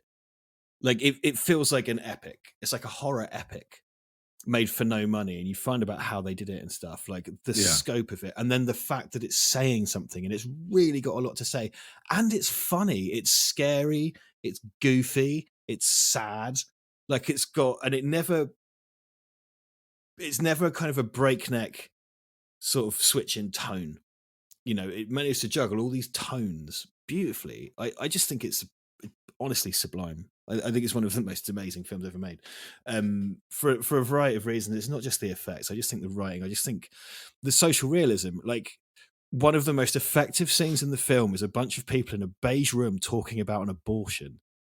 Yeah, you know, like, that's incredible. And it felt like in Britain we have a director called Ken Loach, and those are the kind of great British directors who did social realist films that were very often about like interracial marriage, abortion, infanticide, divorce, and it had its moments that felt like that. It was like watching a serious, socially conscious movie, and then someone gets a pie in the face, and it's like, what the fuck is this?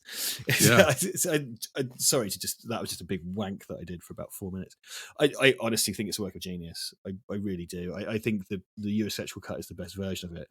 But I think it just has so much to say. It has so much to do, and it's entertaining. I think you can completely watch it as an entertaining diversion. Like, it's very much the Alien to Night of the Living Dead's Alien, Aliens to Alien. You know what I mean? Yeah. It takes the concept and expands the scope. Richard, this episode only exists for you to wank off. So, hey, I better get my meat out. Sorry, not a video show. No, it's not, but it's for my viewing only. You're my private dancer. He's not even recording this. It's not going in sterling. It's for my private collection. This is for my collection, yes. Actually, what I'll do is I'll just stick it behind a paywall and charge people to hear you talk about the things that you love. OnlyFans it. Is this the second best headshot in film history? Which first, one of do you course, mean? is Because there's a lot. Oh, you mean the shotgun blast at the start? Yes. No. Yeah. Well, that's the whole story, isn't it? Because it's supposedly Galen Ross's head that they put a beard on. Did you know that? I did know that. Yes. Yeah. It's definitely painted, very obviously painted black. When it you definitely look at was it, not. it's like, Yeah, this is so many bananas things, like the guy's head unraveling under the helicopter. He walks out of a big square Frankenstein head, and it's like, well, oh look, it's Chekhov's big square Frankenstein head. And there's the machete to the head, which is a great bit of what to do with reverse motion. There's so when I watched this, because obviously you got the big exploding head. It's not as good as Scanners, but it is great. When I watched this, I was like, people get shot in the head a lot. Like a lot. Yes. A lot. And there's all those perspective shots down the scope. Yeah. And it's just, because that's like fishing wire mortician's wax and a penny, isn't it? Yeah, they're pulling they it. Squib and they pull. Really clever in camera shit. Yep. Because I know the kind of goofiness of the effects and stuff, because he wanted it to have a comic book palette, he says. And it's lit flat so they could cover quickly. So it was very guerrilla. Because like the biker scene apparently was just chaos, and they just covered it like a documentary, like multiple units as a documentary crew. So, oh boy, the sake of boring our audience, let's get into it. So essentially they had the Monroeville Mall, which I've been to, because again, it's just down the road from me. When it was there, I think it might still be there. Maybe they demolished it just recently. Oh, what? I think it's still there. I'm going to Google it. I think it's still there. I've been there. I've driven by it many times. And I've Stop showing off. It's just a mall, buddy. I know, to you.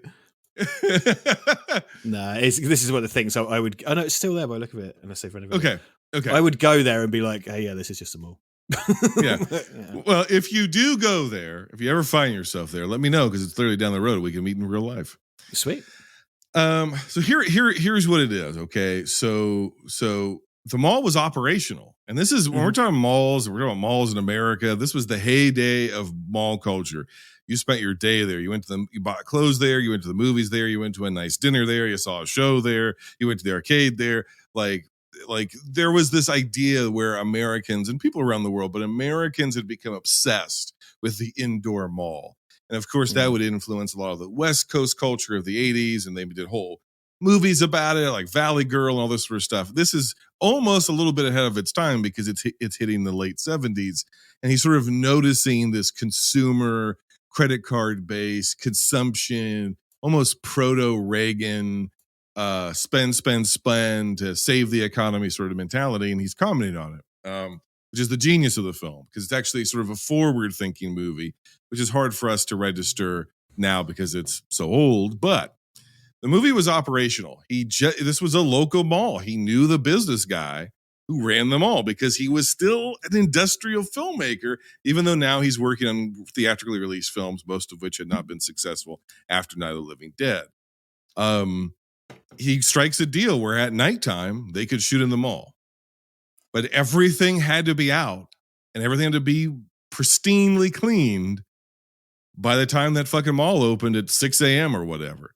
So they basically had like close to open to set up, do everything they had to do, all the special effects, all of the chaos, all of the zombies, all of the dialogue, all the coverage, everything, and then tear down and get everything out of there. And they had to do that over and over again with a very small window of time because they had no fucking money to make this movie. Also, it was winter, a really bad winter. And it was that's exactly right. And it was a horrible winter. And you're right. Savini said he was influenced by like EC Comics. And so he kind of wanted to have the EC comic look. That's why they're kind of more greenish blue. And they almost have like a Crypt Keeper kind of look to them if you've ever seen the old EC Comics before the Comics Code. Because he was heavily influenced by that. And that's where he kind of got into the old monster movies and old comic books is what got him into thinking about makeup and stuff. So yeah, it makes sense. And Romero's way of doing stuff, and correct me if I'm wrong in any of this, but Romero's way of doing stuff was what he would essentially place a camera or a few cameras and he would just shoot. But he would shoot and shoot and shoot and shoot and shoot and shoot and shoot and shoot. And he found the movie in the edit. He had an uncommonly high ratio. Yeah. Like the insane ratio. And so he would just get as much coverage as he could and then try to find it in the edit is basically how he would do it. And that's why it's flat. That's the colors are flat. It's flat comic book colors because it's got that, I want EC Comics, but also it's just practical because you can light it flat, shoot it from 4 different angles and not have to change the setups and just move on. That's exactly right. And when you can't really fuck around with your equipment because you have mere hours every night to shoot this shit, you work on sets and you've done lighting and you shoot film and you've done all of it. It takes fucking forever if you're like, that doesn't quite look right. Or we now got to move 5 feet over here. All of a sudden now, you got to call a guy in, Richard, or you're the guy going in. Shooting film, man. I have shot film and I'll never do it again. Fuck what Christopher Nolan says. It's a nightmare. Like, and they had no choice then. They had no choice then. It was just, this is the way it was done. You're going to sit there for 45 minutes or an hour or however long it takes until they get that lighting right so you can get your shot. And you can't do that when you have $500,000 and a functional mall you're shooting in. You can't do it. Your mate's mall that he's letting you in at night time and you're just crashing. It's like there's just those fucking geezers smashing up TVs with sledgehammers. It's like, oh my God. Then you got to clean it all up and get the fuck out of there before anybody notices. That's exactly right. The thing about this movie as opposed to Night of the Living Dead is there's something inherently more memorable about the movie, not just because of the gore effects, guts being ripped apart and all this sort of shit. That's obviously more memorable. The pie gag, the bonk, bow, bow, bow, bow, bow, bow, bow, bow, bow. There's something about the horny racist cop SWAT team guy who's like, I'm going to blow their little asses off. I'm going to blow their little asses off. You're like, what is wrong with this guy? we can't repeat what he actually says. 'Cause No. it's very racially Yes. charged. It's You get my favorite fucking line from this movie or a series of lines is the science guy with the eye patch who they show him twice. He's on the news footage. He's from the Crazies. Yes. He's from Romero's movie The Crazies. Yeah. Yeah, he's in news footage at the beginning before it's like, well, things are starting to go a little askew, but like we think we can control this, you know. And then at the end, when everything is completely broken down, it's just like a guy with a barely lit set, and they're talking about it, and he's just rubbing his temple, and he's going, "Dummies, Dummies, dummies." we're down to the line, folks. We're down to the line. It's not the Republicans versus the Democrats. This is not the Republicans versus the Democrats. They've got us in the hole economically, or we're in another war. It's more crucial than that. We are down to the line, folks. We are down to the line. There are no divisions among living society. Like that, because that's when Roger's coming back. And because the point is, we can share the perspective of the characters who have sealed themselves off from society and put themselves into palatial opulence, and they have to watch society collapse via television. And they know it's finally gone because they stopped getting a signal, and Flyboy just won't stop watching it. He watches the test card day in, day out. It's fucking rough. It feels so real. It's as if, watching society collapse from within your luxury. Your bubble. Yeah. Your bubble. Yeah. It's fucking amazing. It's my favourite moment of that movie when Roger comes back and you've got the eye patch guy. Put down the line, folks. That's fucking, your political divisions don't exist anymore. You have to be rational.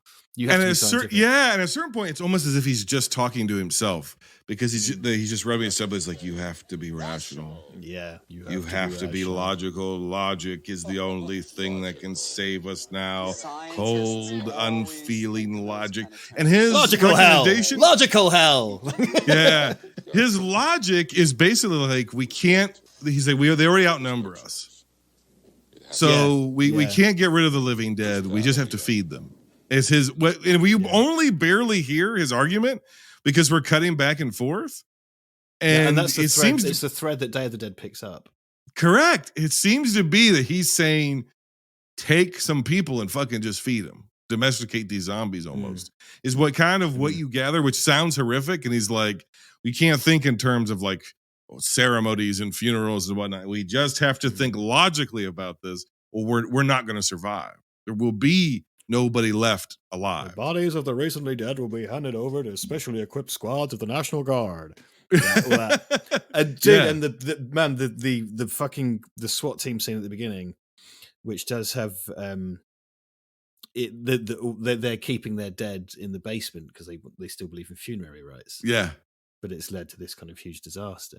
It also has John Amplas, who played Martin and is Ted in Day of the Dead. He plays the quote-unquote Puerto Rican guy. Yes. Who unfortunately is him with brown boot polish on his face. Yeah, there's definitely brown face. And it's a weird thing because that entire scene is a commentary. Now Romero's in on it, right? He's had a decade of feedback about the political, civil rights, racial commentary. So now he's like, he's okay. Now that it was in there by happenstance, now I'm going to actually put it in there because it just so happens again as a leftist sort of guy, this kind of makes sense. And this was my perspective anyways. So I might as well just be kind of in control of that part of the narrative and put it into the movie. So the whole raid of that tenement of basically these people have been ghettoized because it's all of these immigrants and people of different colors and people from the Caribbean and, this sort of stuff. And it's these white cops, these white SWAT guys, predominantly white, who are just going in. And the one guy is obviously just a raving racist sex offender weirdo. And it's just like just going from door to door, just shooting people indiscriminately, whether they're zombies or not, or ghouls or not. And then that's how we're introduced to Peter and Roger. Peter just fucking kills the guy. And it's important that they're masked because Peter shoots him when he's masked. You see Roger. Peter shoots him when he's masked and he unmasks and he's an African-American character. Yep. And nobody says shit. Nobody says shit. And it's yet another, one of the heroic leads. The heroic leads are virtually always black guys in the Romero movie. Yeah, that's exactly right. Or at least one of the the key trio, for example, in Day of the Dead. What's interesting here, though, is with this film, the scene where you have Peter, Flyboy, was Steven, Roger, and I always forget the female character's name. What's her name? Fran. Fran, that's right. So you basically have two people from the news and two people from the SWAT team. And the newspapers, they see what stuff is going on before it's going on. They're like, we gotta get the fuck out of here. We're gonna take the weather traffic helicopter, steal it, get the fuck out of here. And Flyboy knows Roger. They're friends. And then Roger basically says to Peter, like, this is fucked.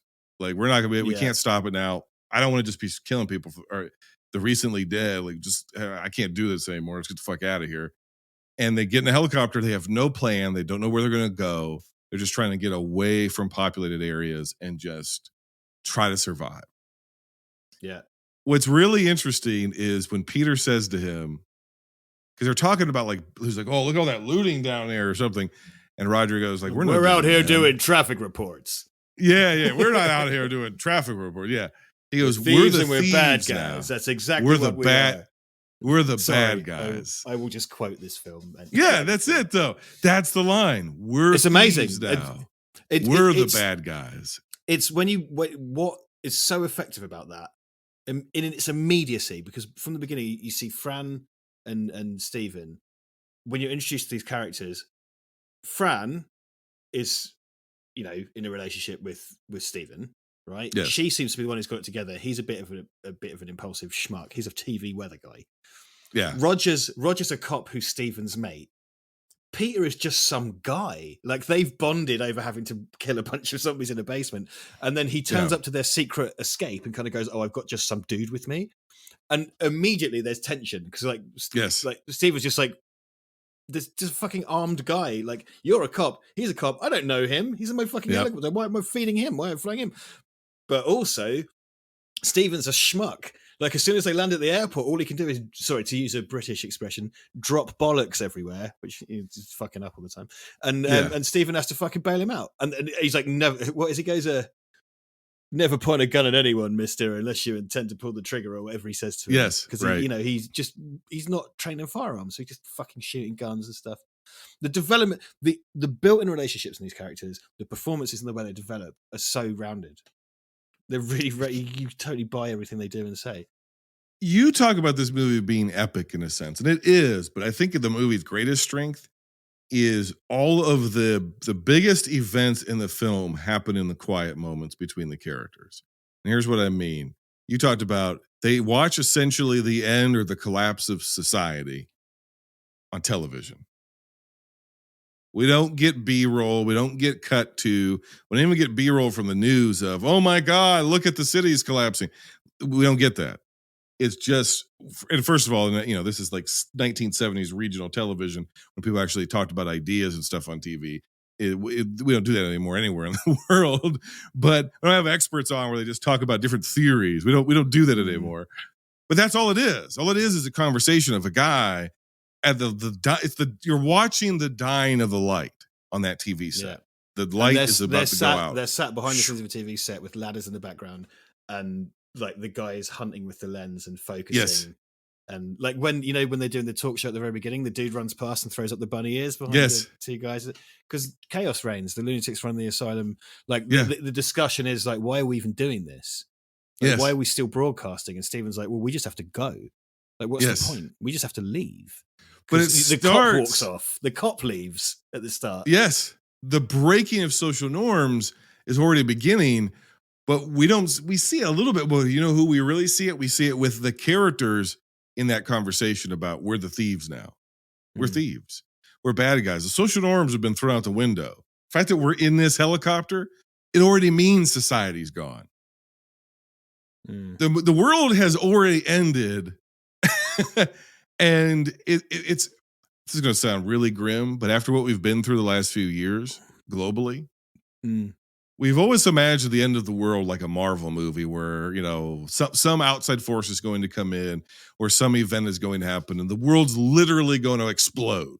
The planet's going to explode and we're all going to be over. And Romero's vision of the end of the world is it's just going to be creeping death. It's going to be slow.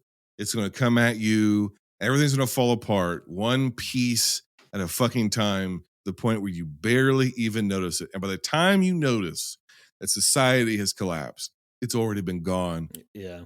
long before that. You're not going to get snapped out of existence by Thanos. You're going to get bludgeoned to death for the last tin of dog food. Yes. Basically, it's this intensely bleak, real version. The circumstances aren't real. That's not the point. You're not supposed to examine why the zombies are there. That's not what's happening. It's how society reacts to it and what happens to a group of people if you give them if you give people everything they want at the end of the world, it's meaningless. Their lives become meaningless, and they have a montage at the beginning. Well, not the beginning, but the montage when they get to the mall of them getting all the money, playing all the arcade games, taking all the cleaning up, and it's Oh yeah, and they take the money and go, "Hey, you never know," and they do the thing with the bank and the thing. Yeah. Bank. Later in the movie, when Fran's pregnant and they've bedded in and they've made their home, and they've got everything they need, it's that sad kind of Django Reinhardt-esque sort of guitar. And it's just decay. They have everything, but it's meaningless. And it even cuts to at the start of that montage, one of the zombies they shot earlier decayed into a skeleton to demonstrate decay as a concept and the passage of time. And they're numb. They're numb because nothing means anything. And you know what? They've sealed themselves off from the poor, which is the zombies. But when the bikers turn up, you could have shared with us, but you just fucked up real bad. All that. Exactly. They are not good dudes. Like one of them's wearing an SS helmet. They're not good guys. But they've taken it all for themselves. They're victims of their own greed. This movie has a bead on actual human nature and the continued cyclical problems that we have, which is the wealthy, the entrenched, the ensconced. They can seal themselves off with their wealth from all the world's problems, but the world's still ending, and and the only people that are going to survive are the most feral, the most nasty, the most evil. And again, these ideas don't sound all that revolutionary because I've watched The Walking Dead, or I've watched dystopian horror movies or dystopian films or dystopian sci-fi for the last 40 years. I think what you and I are trying to get at here is this is the source code. This is the DNA. This is the genesis of so many of those ideas. Oh, this is the thing. If you showed this to people now, they would just go, whatever. And it's like, no, there was nothing like this for ages. There was nothing like this. The best you could have done is find something in a Richard Matheson short story or novel, of which the original film originally started off as an attempt to adapt. And Romero even refers to it as a rip-off of I Am Legend, bless him. Yeah, it's not that, but that's what he calls it. Yeah, and not the Will Smith, where it's like they're fucking zombies. The actual I Am Legend, which is extremely well-written, but very fucking bleak story about one guy and the mundanity of his life, of just living as potentially the last human being on Earth, and trying to kill fucking vampires during the daylight. And then sealing himself off from the rest of the world, drinking himself into oblivion so he doesn't go insane from them. They're howling and caterwauling outside of his walls. And then only for the fucking story to end with the revelation that, no. Society's flipped. Since everybody's now vampires. You're Dracula now. You, last mortal man, are the thing that creeps in while they're sleeping and murders their children. You're the monster, which is what the whole fucking I Am Legend is, because they have a fucking trial for the guy, and that's the end. They're like, they have a trial at night, and they're gonna fucking hang him because he's a mass murderer. He's a monster because again, the world ended, and he didn't realize. Yeah, your society's done. You're over. You're over. Relevant.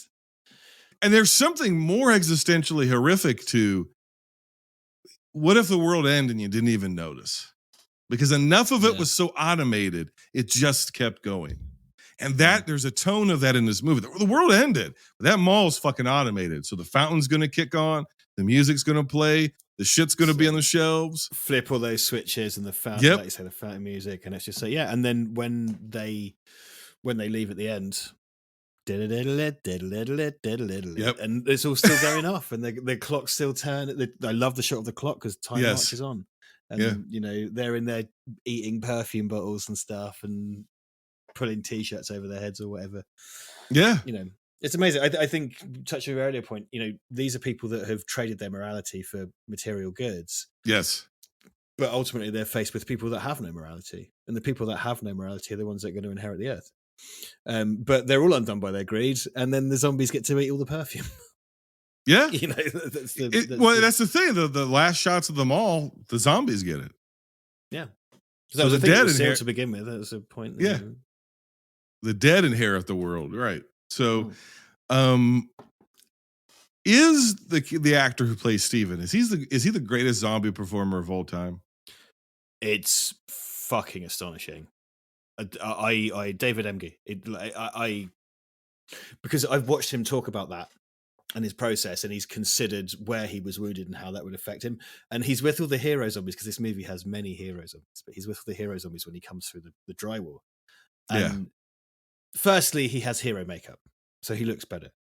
Yeah. But he's acting. For those that don't know, when you say hero, I know what you mean, but for those that don't know, what do you mean by hero? Of course.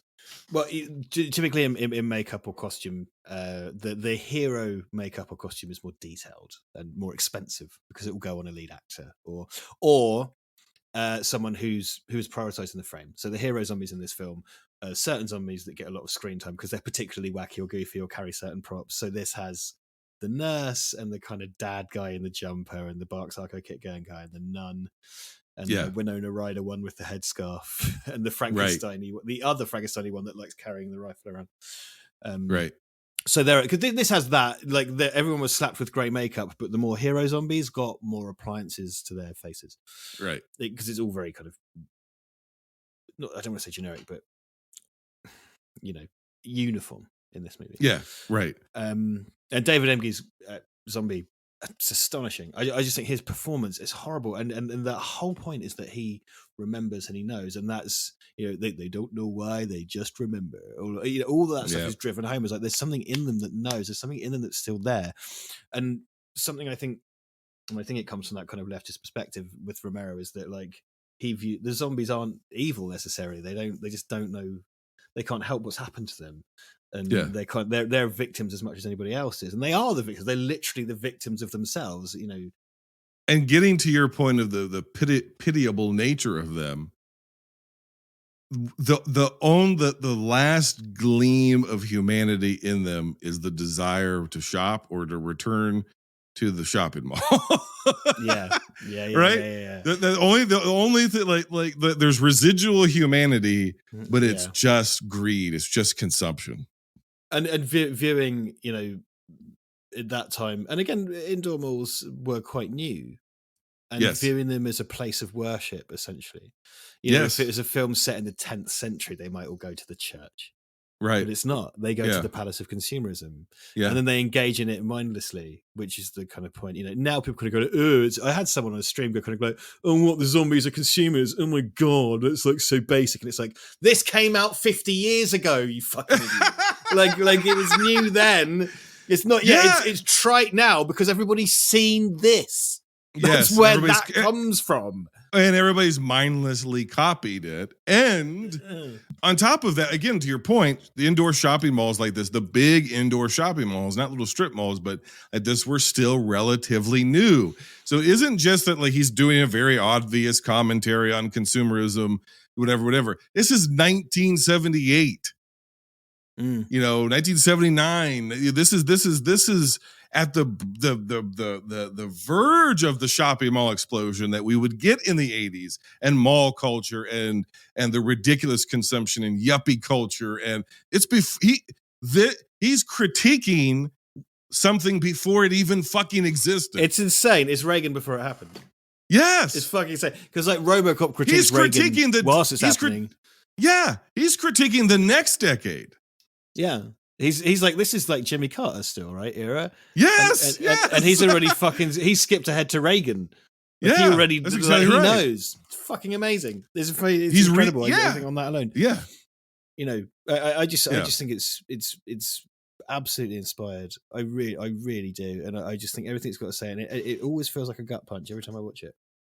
Because I know what's going to happen. I know what's going to happen. I know it's going to fall apart. But much like watching He-Man when I was 4, I'm just sort of like, oh no, He-Man's going to die. He's not, you cretin. There's 20 minutes and he always wins. Like, we're just like Dawn of the Dead. I'm kind of like, maybe they'll figure it out. They're not going to figure it out, Richard. You've been doing this for 25 years.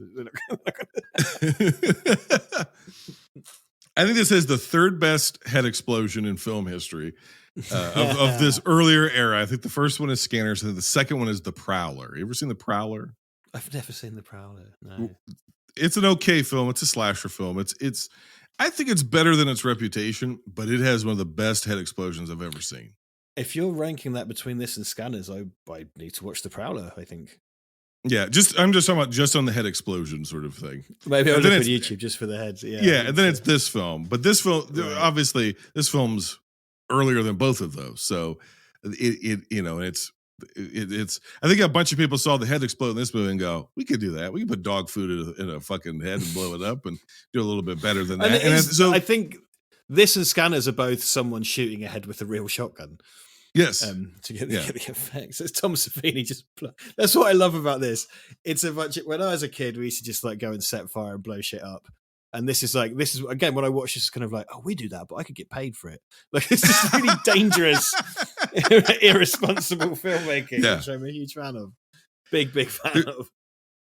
There's a few things about the movie. I do feel like there's a bit of a lull in the middle. And I know it's like where some of my favorite parts are. And it's also where some of my least favorite parts are. And it gets hard. It's going to get really hard when we get to the next movie. Because again, I have this thing that it's like my thesis on Romero.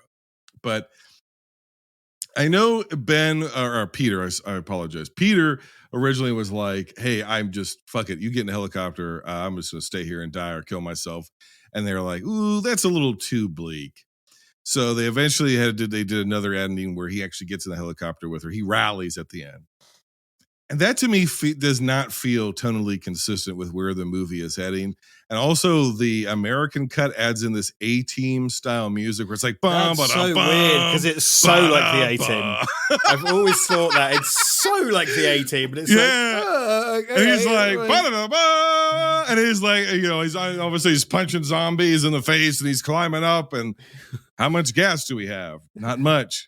No, we'll see where it takes us, and then the movie ends. And then it ends again, like you said, Dawn of the Dead, and it's very bleak. And the music goes bleak again. It's like, so this wasn't. Why put in a pseudo happy ending that isn't the real ending of the movie? That's always bothered me. I kind of like it. I'll tell you for why. I think so he was, for those of you at home, Peter puts a derringer to his head, and the original scripted ending, he shoots himself. And then Fran gets out of the helicopter and sticks her head in the blades of the helicopter, which is insanely cartoonish way to end your film. Would have been amazing. Yes. A pregnant lady decapitating herself would just be like, killing herself and her unborn child. Yes. Yeah, that tops the first movie by quite a chalk. Yeah. Do you remember the civil rights allegory? Yeah, but the lady put her head in a blade. Also, Chekhov's man getting his head cut off by a helicopter because they do it in the movie. What I like about what they do, I really think what the ending of this film does, it doesn't put you in a good place because, like you say, they kind of go from good to bad. Because it's like a pregnant woman is piloting a man with like 4 bullets left in a helicopter with no fuel, and she's about to pop. Like they're fucked. Like they're going to land in a field somewhere. She starts shitting a baby out, then they get eaten. It's just like, okay. I mean, like I like that it's open ended because you can fan wank your own ending all you want. Right.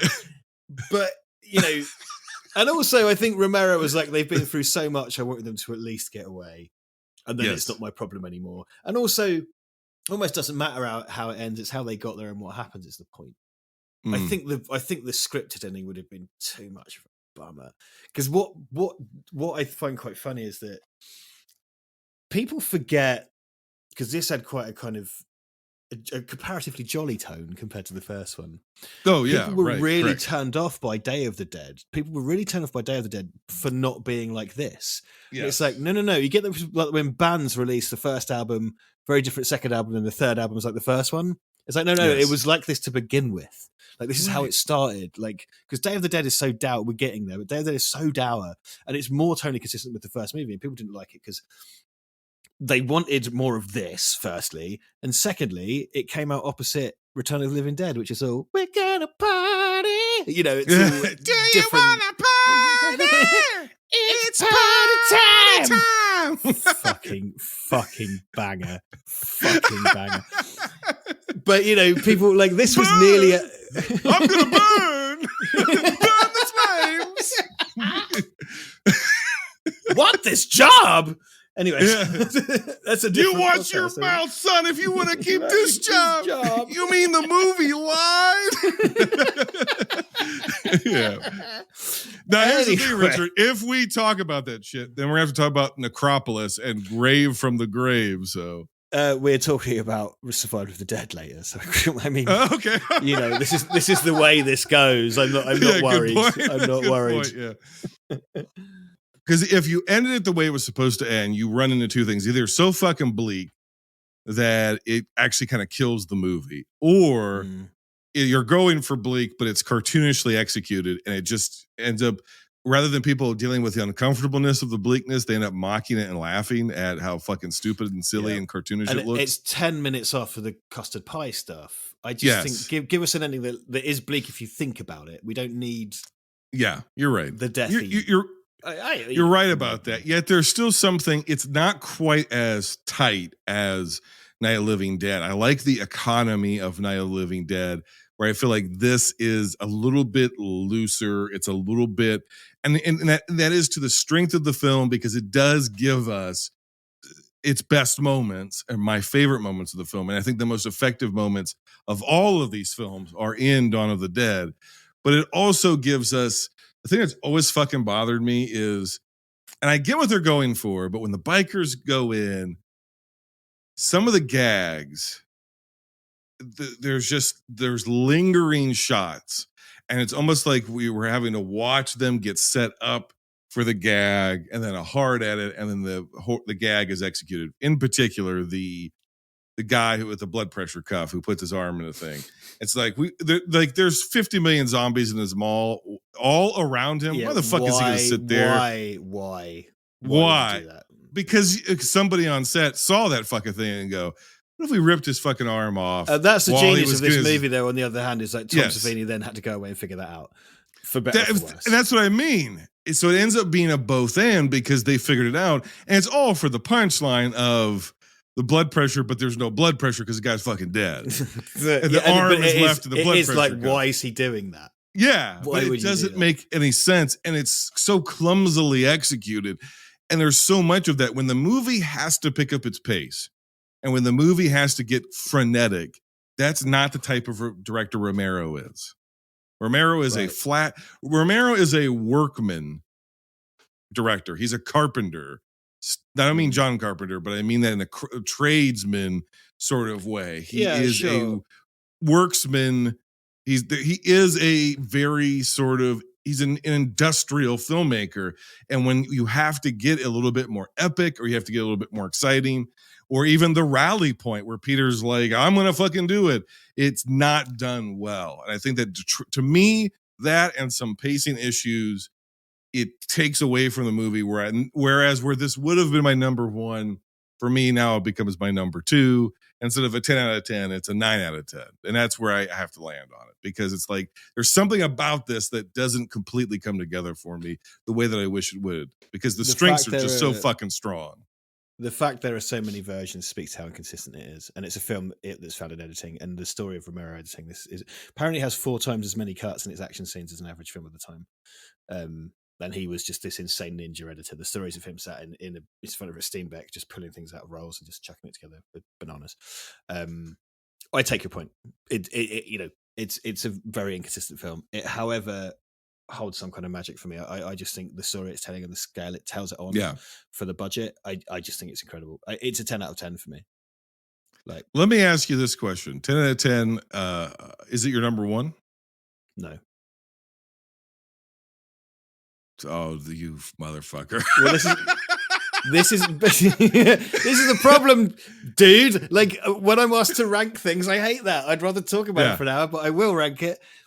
Like I said, Dawn and Day is my Sophie's choice, and they jockey for position. And if someone comes to me and says rank them as you do, I'm going to give them both 10 out of 10, spoilers, and put the other one at number one.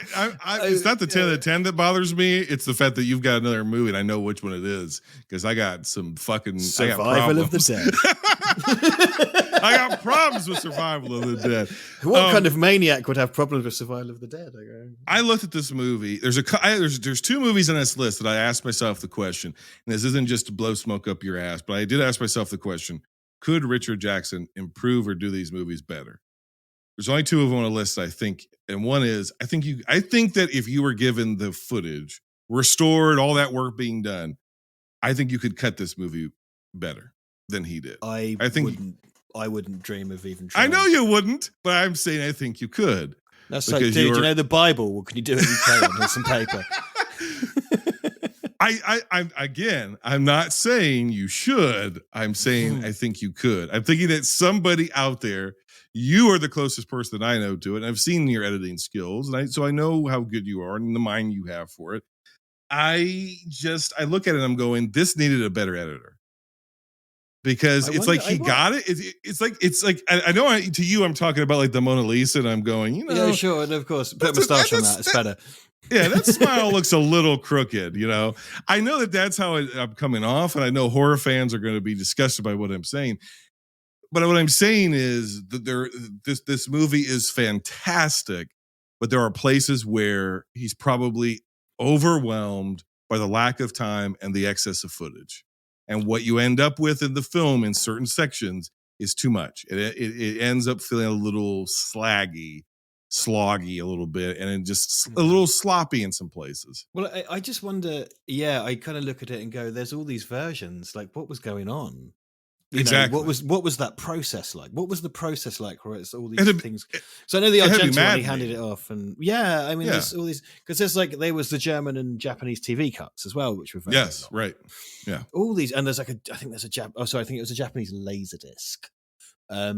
But it's just like, what the fuck happened? What was this? But I think he had multiple cameras just rolling and rolling and rolling and rolling, and he did. Yeah, they were covering it like crazy. Like they covered it like it was a war, is what they said. Yeah, it was like a war.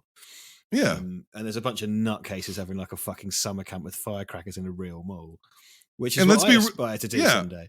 And let's be real about this, right? He did have all the time in the world to be like, let me get this perfectly into the edit. That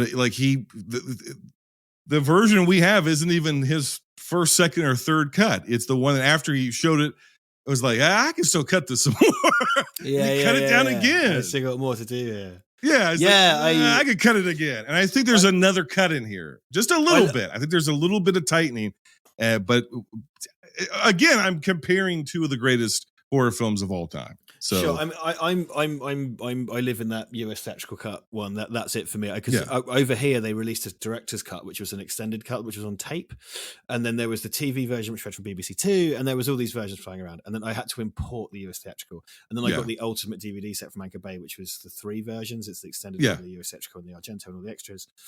I imported that on Region 1 in 2003 or whenever it came out, just to have the different versions. And I've been back and forth over it, and that US theatrical one is the tightest, and I think it's just the best version. When it runs to like 2.5 hours, I'm just bored by it. And it's something I adore. I agree. Again, it's the Christmas cake at gunpoint analogy. It's, Yeah. Well, so this is your number 2? Yes. But again, it's a Sophie's choice for me, just to be 10 out of 10, number 2. Now that we're 4 or 5 beers deep, which is the only way I'd have you. The only way I'd have you. Now, let me ask you a question. Is that beer, is it cold or is it piss warm? Is this is your bullshit American, like, British people drink warm beer? Tell me so. You got a passport? Come and try some, motherfucker. Here's what I know. We get along famously, which is great because I've watched you for years. And I was like, you're one of those guys that was like, I think him and I would get along famously. And it turned out we did organically. We do, yeah. But I know for a fact, if I showed up in your country, you would ghost me. It would freak you the fuck out. You'd be like, this fucking guy came over here. Dude. I would fucking get you over here and buy you a beer. What are you talking about, man? You come down There's here so anytime many you want. weirdos on the internet who want to meet you in public that it's you know. Yeah, but I spoke to you. If it's some guy sending me a picture of his feet, no, that's weird. I say put it this way: we've now worked together twice. Oh, thank you. 3 times. Dude. Oh yeah, because the Rocky one had to be recorded twice. Yeah. Well, good. That reinforces my point. I fucked with you 3 times. If you fucking turned up here, man, Gatwick Airport is just up the road. I'd take you down here and buy you a fucking beer any day. The beer is cold-ish, I think. I think that's what that was meant to now. I've been sat here for 2 hours. We're 5 hours deep into a 7-movie series. Let's keep going. It's Day of the Dead from 1985, which only has a 83% on Rotten Tomatoes. Day of the Dead. They have overrun us, you know. Something like 400,000 to 1 by my calculations. Day of the Dead. It could be years before we know exactly what we're dealing with here. Day of the Dead. Who's blind? The darkest day of horror the world has ever known. George A. Romero's Day of the Dead. Due to scenes of violence, no one under 17 admitted. Starts Friday at a theater or drive-in near you. Check newspapers for showtimes. The movie was directed by George A. Romero, written by George A. Romero. It was released June 30th, 1985 in Hicksville, which is a real place. On July 19th, 1985, broadly across the U.S. It's a place in Pennsylvania. He screened it in Hicksville, PA. On a budget of between $3.5 and $4 million. I want you to listen to those numbers. It made $34 million. So still an incredible smash hit, 10 times its budget. Just not 100 times its budget, right? So my synopsis is, I'm running this monkey farm now, Frankenstein, and I want to know what the fuck you're doing with my time. This is some of the most evocative, dreamlike, horrific imagery of Romero's career. This is as close to Italian horror. It's almost like the snake eating its own tail, because Romero becomes inadvertently like a godfather of Italian horror cinema, influencing at least 7 of the Bavas that are over there.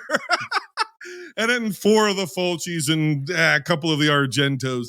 And now it's almost as if that influence has actually come back to him, because he was a much more straightforward, sort of linear, literalist, realist filmmaker. And I'm not saying that it doesn't exist in this movie, but the zombie ghoul flesh eating, especially from the very beginning, it's almost now taking on a surrealistic quality to it.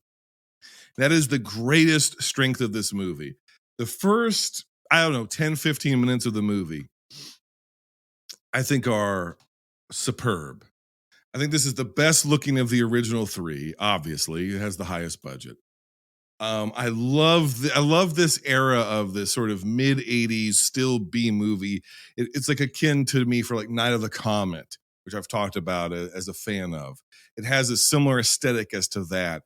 And I like that. I like the fact that we're not in Pittsburgh anymore. We're in Fort Myers, Florida, and Sanibel, Florida, off of this island. It's just something different. Zombies in Florida. I mean, it's basically what Florida is, but it's here we are, and I love it. And the alligator in the street, and the zombie makeup, and the gag effects, and that choke on him.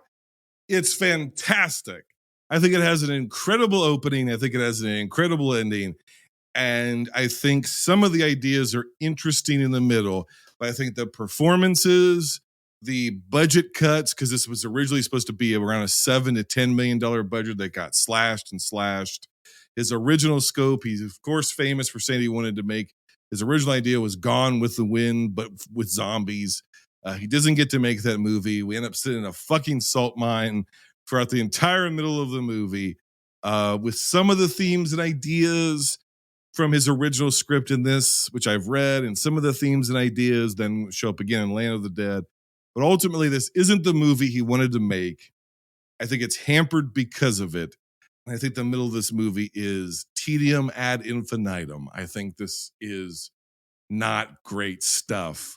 plot wise. And I think also Romero, here's what could have saved this movie. He needed not maybe Russo, but it needed somebody to punch up the dialogue. It's such a dialogue, human-centric, almost like you were saying, a return to Night of the Living Dead. We're holed up in a place, tensions are brewing. Romero's dialogue at times is too literal. He just has the characters just flatly state exactly what's happening. Well, we're the dead now. And it's just like, it's let some themes breathe, George. Have some subtext. And other than the performance from Rhodes, from Joe, what's his face? Yeah, it's the other performances are not remarkable enough. I'm fine that you want to kind of get away from the zombies and of focus on the human beings more. The mad scientist guy is playing a fucking cartoon character. I don't know what fucking movie that guy's coming from. This one falls apart for me in the middle. I'm sorry, Richard. I hope we're still friends. We're not. Fair enough. And in response to what you've just said, can I just give my response? Oh, yeah. No.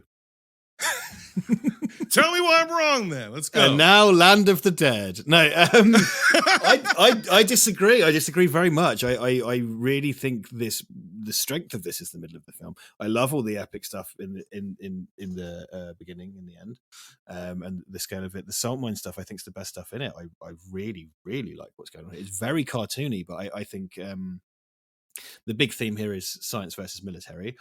Yes. And it also has, they're both kind of wrong and right for their own reasons, because obviously someone at the core of the science team is shown to be rotten and insane and doing bad stuff in the name of what he's trying to do, very subtly in the name of Dr. Frankenstein. What I really like about this, and it is very big in its performances, the effects are incredible. Some of the most amazing effects of the series. I think in terms of the characters and what's going on between them, I don't think it's terribly unsubtle in a lot of ways. And do you know what? There's this real sense, this pervasive sense of encroaching fascism, because that's its main thing. It's about a fascist, but also the overwhelming sense of like sexual menace.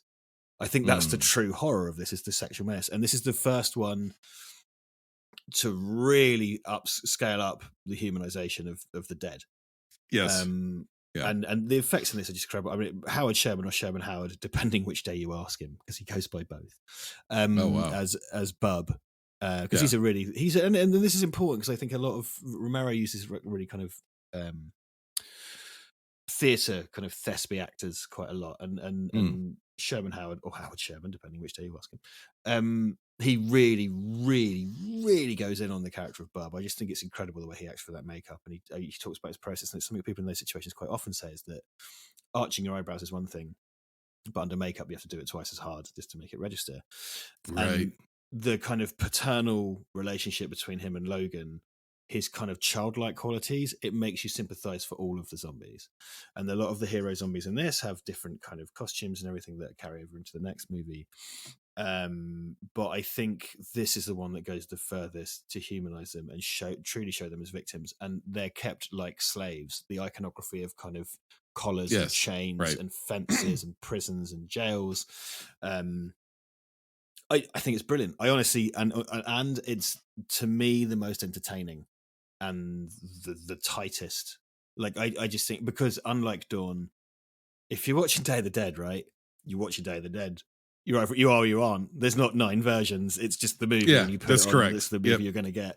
Yep. You know, and I would say, actually, I too have read the original script, and I think this one's better. I think because Romero accepted the budget cut on the basis he could make the movie uninterfered with for half the money. So he could make an R-rated movie for 3.5, but he could make the scripted one for 7, but cut the gore out. And he was like, well, I'd rather make a smaller picture for half the money and have control. Which he did. And I think it really pares down those ideas. I think it takes the nugget of that. I think it takes the core of that and distills it down into a kind of simpler story. I love. Well, the original idea is very similar thematically, but it would have had it included more of like basically like a Civil War like but between two competing sides with zombie armies. It should go on. It should go on with the wind, isn't it? It's yeah.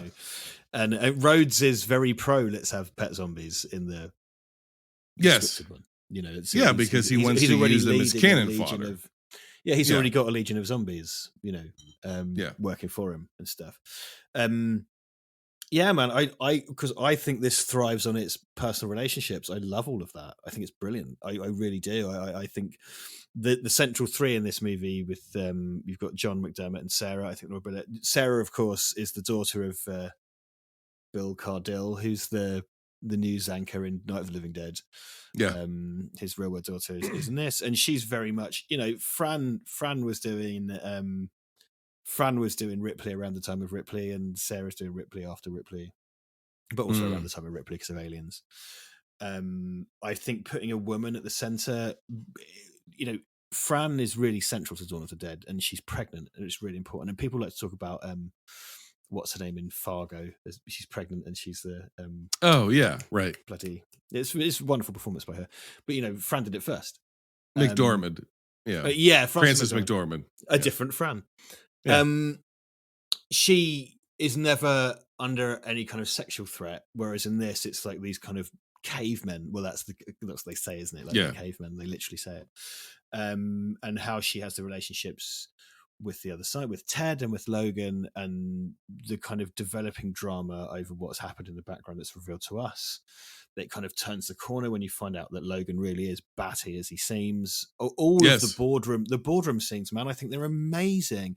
There's the musical cues, like Rose draws his magnum, and it's like ba-da-bum, boom, and like it just really slaps you around the face with what's going on. It's not subtle, but that's what I came here for.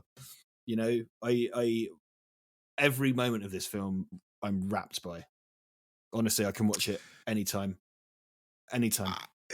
This is where my Romero thesis comes in, and now I know you're going to completely disagree with it, which is fair. It's the point of the show. We have these conversations for a reason. But I think the better Romero's films get technically, I'm going to use that term in quotes, though the more his writing and direction stands out.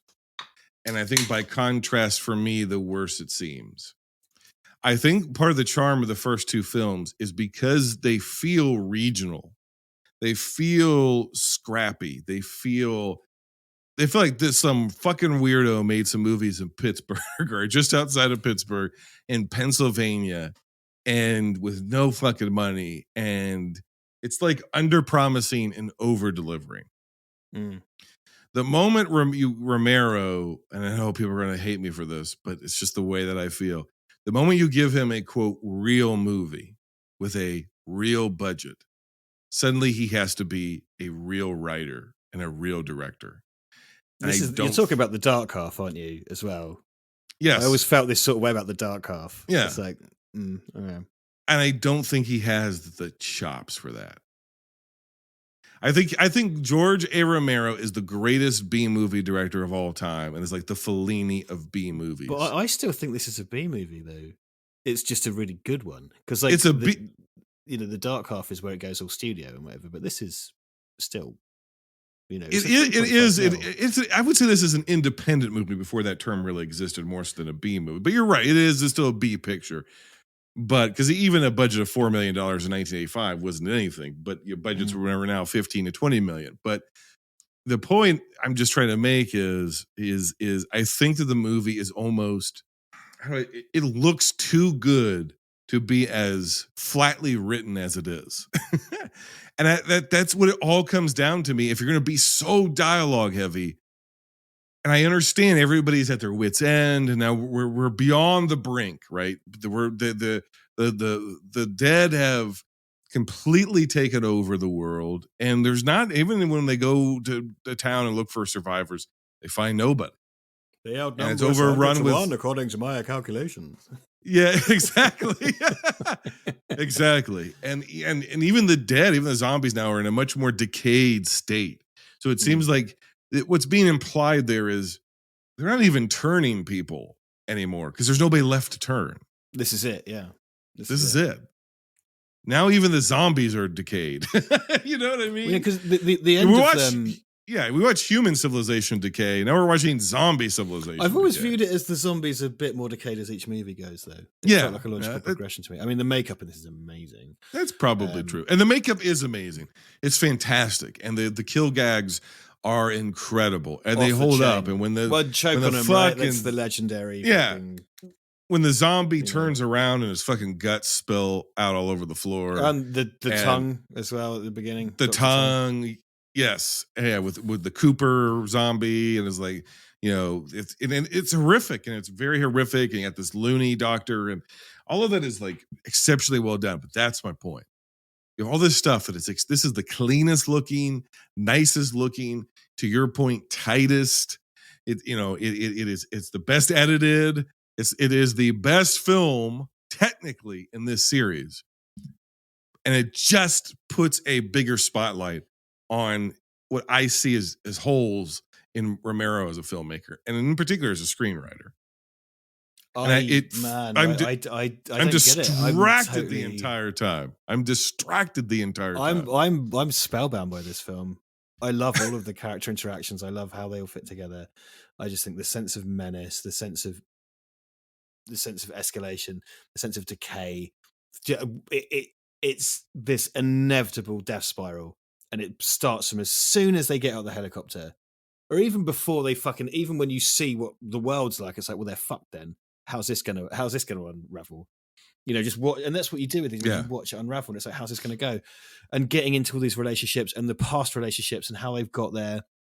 And, you know, this is the point where society's ended, and he's kind of like, oh, there's nothing within the range of my puny World War II signals, all that stuff.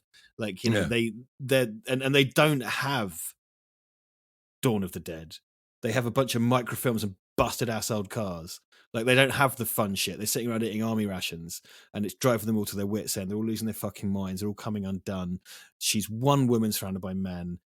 It's like everything about it is so dire. Because it is all shot in Pittsburgh. It's just the exteriors are in Florida. So like, this is something, but we don't know that. But internally, it's Pittsburgh. I will say that's a bit odd, the Florida-ness of it all, because it comes to there and it's kind of like, hold on, I'm used to sort of shitty old Pittsburgh. Like, where's this? Why is it so tropical? It's very hard to say that these are necessarily sequels. It almost feels like they're three different meditations and a theme.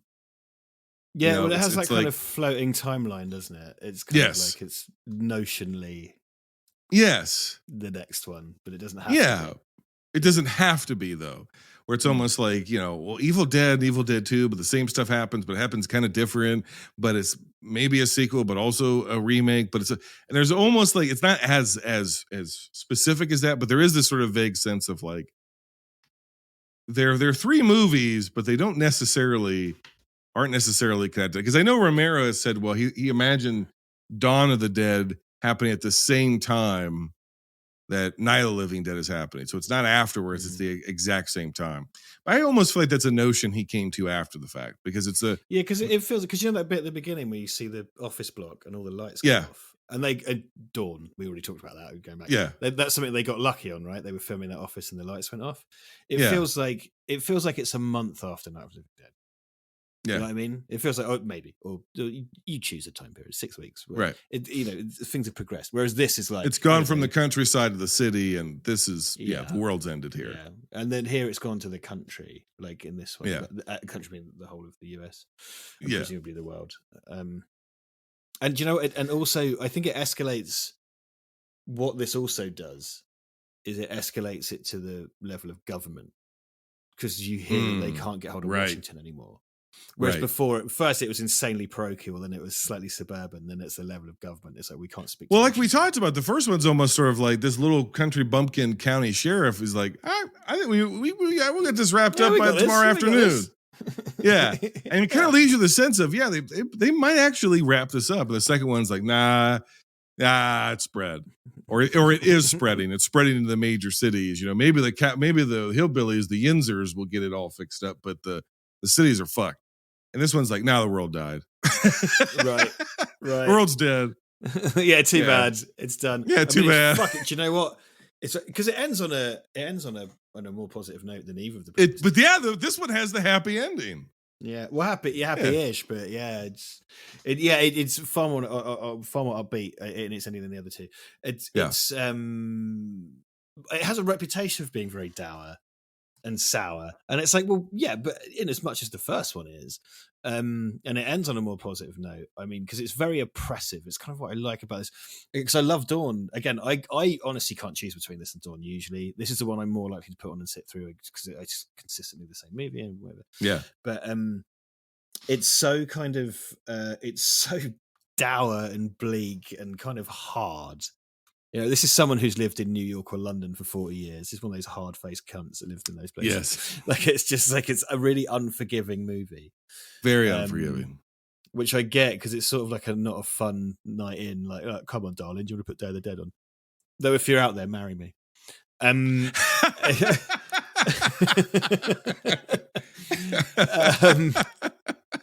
So I kind of get it. I get the kind of roughness of it. But it's what I like.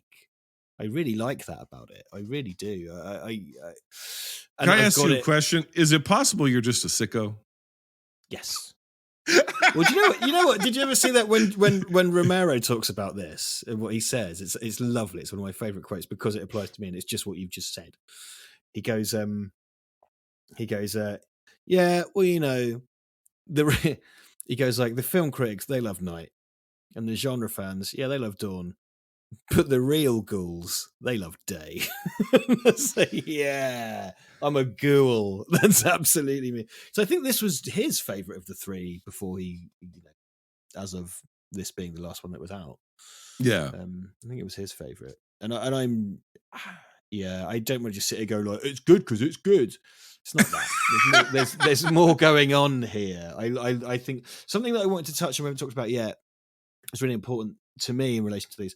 When people started making zombie movies, kind of post Romero, because zombies were very untrendy for a really long time. They're very off trend. Like when I was a kid in the 90s who loved these, no one was making zombie anything. Now they make zombie Halloween costumes for kids, which is unthinkable once.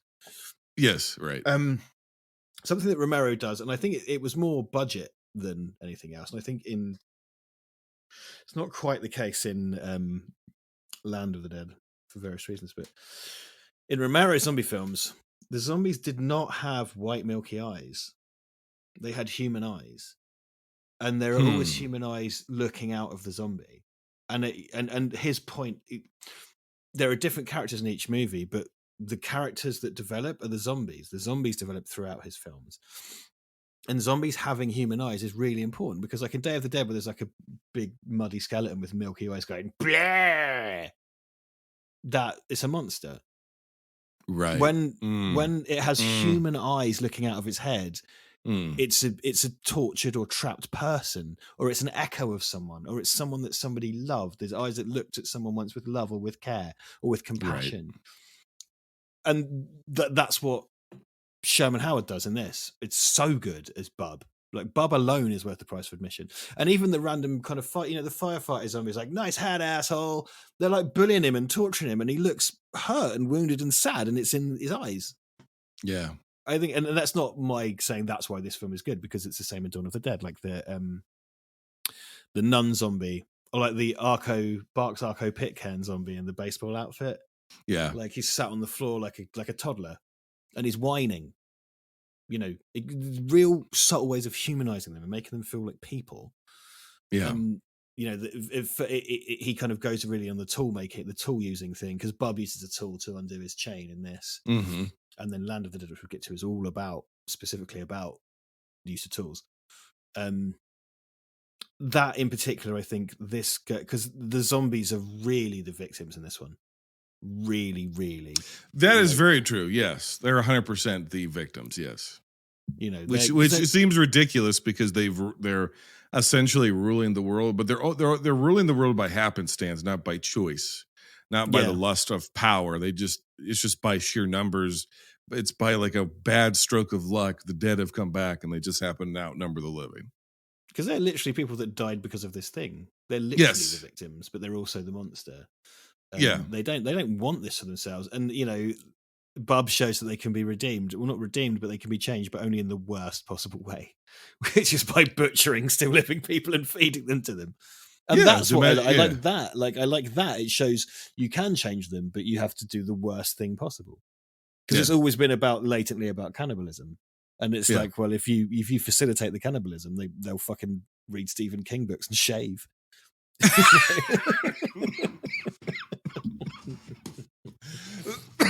That got me. Yes, that's a kill Jason's. For me, this movie is a 7 out of 10. It comes as my number 4, but it's very, very close. It was almost my number 3. That's higher than I expected. Yeah, well, look at some of the other. This is your number 4. Did you say number 4? Yeah, interesting. Okay. Yeah, Survival of the Dead, number 3. Yeah, Survival of the Dead is number 3. Absolutely. Score rank. Obviously, this is your number 1. 10 out of 10. Yeah, number 1, interchangeable with Dawn. 10 out of 10. Yeah, that's my. I think we'll never agree on this one, but I understand where you're coming from. Yeah, and same back at you. I get why people don't like it. I really do, and I wonder what part of it, something about it, for me, just works. I watch it whenever I'll enjoy it.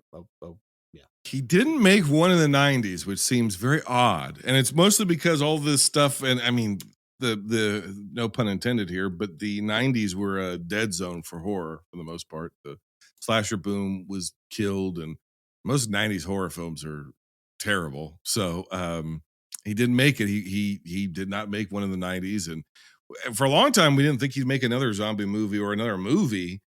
But then we have a little thing from your country called Shaun of the Dead, and 28 Days Later. And even though I know they're infected, it's not really zombies. They're fucking zombies. They're fucking zombies. Shut up, Danny Boyle. And that revitalizes the entire genre. And suddenly Universal Pictures comes to him and says, we'll give you a bunch of money, kind of, and you can make a zombie movie. And that's how we get 2005's Land of the Dead, which currently has a 73% on Rotten Tomatoes. 6 billion people on Earth, most of them dead. This summer, mankind's final battle begins. George A. Romero's Land of the Dead. Rated R. Starts June 24th. It is the triumphant return of John Leguizamo, last seen in Super Mario Brothers the movie. It is the triumphant return of Dennis Hopper, last seen in Super Mario Brothers the movie. He lives in a tower here as well. It's just it doesn't happen to be the World Trade Center. It is the triumphant return of Tony Nappo, last seen as Willie Spino in the Christian evangelical end times movie Revelation. It's Antichrist uses VR, Richard, and heals his. What? That sound? Can I just stop and go watch that? That sounds amazing. It stars Jeff Fahey. It stars Jeff Fahey and Carol Alt, and the sequel has to Revelation. I think is Judgment Day, and that one has Gary Busey and Margot Kidder. Wow. And then they made another one where the one after that I think is called Tribulation Force, as Corbin Burnson and Mr. T. This is just wall-to-wall quality coming at me here. Did you not? You were not aware of the end times heavily zombie-inspired American evangelical Christian apocalyptic straight-to-video movies? The Apocalypse series is what they're called? Not those specific ones. I've heard about that one where loads of Muslims go back in time to kill Jesus. That was an We've covered it. It's called Assassin 33 AD. It's available in the archives.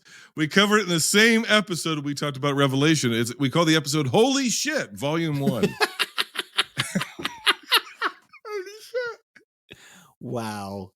Okay. This film was released June 18th, 2005 in Cinevegas, June 24th, 2005 in the United States and Canada, August 10th, 2005 in France, on a budget of between $15 and $19 million. And it had a box office of $46.8 million. So a reasonable hit, a light hit.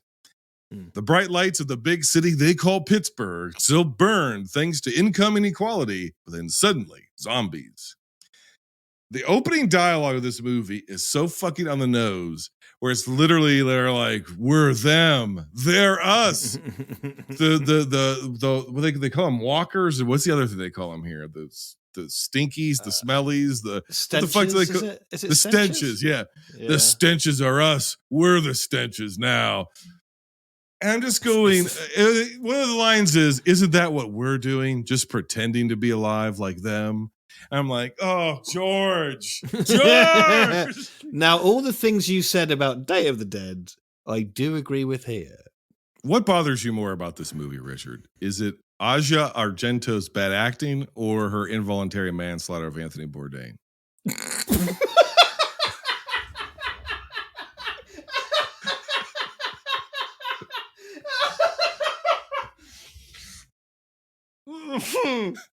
But and also that pedoing that she did to that young boy. If we're doing this, wow, I didn't expect this to be addressed at such a high level. I thought we would be discussing. What's her worst? Film. What's her worst crime? The crimes. It's that weird piercing in the back of her neck.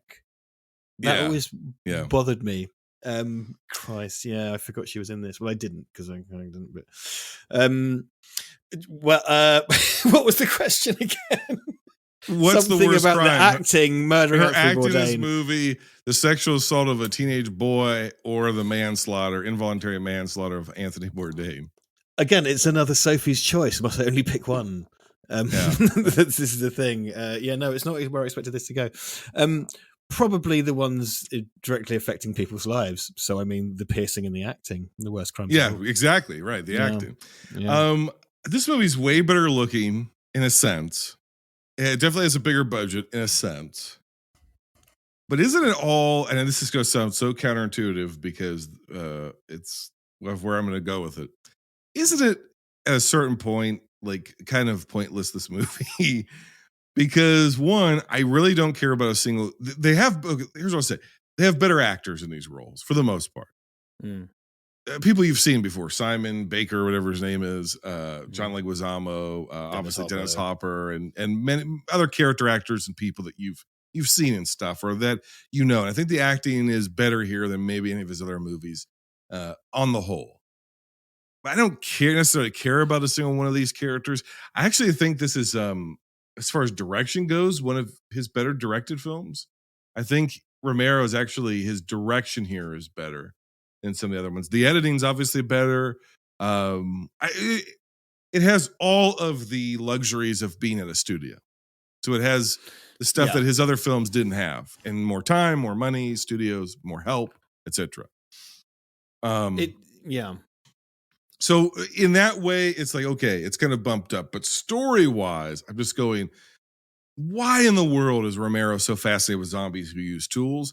Because if we go back to the original Night of the Living Dead, when they breach the house, they have tools in hand, and they're trying to get through the door in 1968 with tools.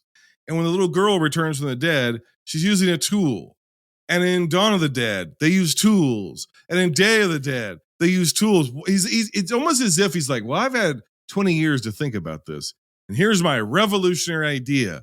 Ghouls with tools. And it's like, okay, I never thought of that. But they've always used tools. They've always had, to your point about the eyes and different stuff and the pitiable nature of them. So they've always had, like you said it brilliantly. They're echoes of human beings. They've always been echoes of us. This is not a new concept, but the whole movie's presenting us to it as if it's evolution. I do think there's a reason for that. And I don't know if people who listen to it, like, stop talking about politics, get fucked, it's real life. This film is a really rebel film, actually, because, well, I think the reason he does that is because it's so unsubtly, aggressively left-wing. I mean, this is like actually Marxist. Yeah. I'm not talking about give me some shit about like SJWs with pink hair. Get back in your box and go have a wank to Ben Shapiro. I'm not interested. Right. It's very much an anti-Bush, anti-Iraq war movie. Anti-Bush, anti-Iraq. Yeah. It's classically Marxist left wing. Whether you like that or not, those are the facts. The reason they have tools is because they're actual artisan avatars. they have tools of their trade. They're the they use to proletariat. assault. They're the proletariat, which they use to assault the rich. They assail the tower. Like, that's the thing. It's so and they're from Uniontown. It's so good. Like, it's so ridiculously unsubtle. It's this horribly unsubtle thing. It's not. I don't know if you're aware of Garth Marenghi's Dark Place, which is a British comedy show. He's a fictional Stephen King-esque writer. Yeah. Right. And there's a moment when he says, "I know writers who use subtext, and they're all cowards." that's Land of the Dead in a nutshell. And I think it's a rebel movie because this is the first time he took the studio money for one of his zombie flicks. And what does he do? He makes a Marxist zombie film. Yeah, anti-Bush Marxist zombie film. Yeah, anti-war on terror. It's nuts. I think it's such a nuts thing to do. Yeah. Like, I would say it's really interesting to me that basically he wouldn't get anybody to touch him for years. The film he made immediately before this was Bruiser, which he made in Canada with Jason Fleming, the British actor Jason Fleming, which I still can't get hold of, which had music by the Misfits. A very weird film. I believe, because I haven't fucking watched it. But he couldn't get these people to touch him for years. That's why he didn't make one in the 90s. Nobody was interested. He directed that commercial for Resident Evil 2. Yes. Shaun of the Dead launched zombies into the popular consciousness. The Dawn of the Dead remake came at just the right time to double down on that. 28 Days Later had come just a little bit before, which had kind of sparked that interest again. Yeah. And suddenly all of these fucking shit muncher studios wanted a piece of George. So he had Fox wanted to call it wanted to make this and call it Night of the Living Dead 2 because they thought it would then give them rights to Night of the Living Dead because they're greasy fucks. He went with Universal because you know how it opens with the kind of classical black and white Universal thing. One of the reasons he went with Universal was because he was a fan of Universal Monsters and he wanted to make a Universal movie. But various studios and money people shopped it around because people wanted the name recognition of George A. Romero. They didn't give a shit what he made.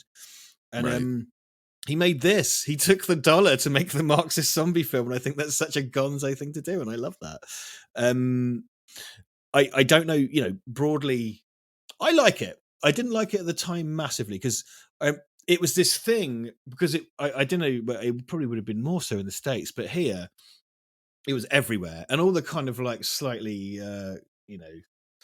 slightly kind of smug press were kind of like, well, it's a new George Romero film, and all the other regular press were kind of like, here comes a zombie film.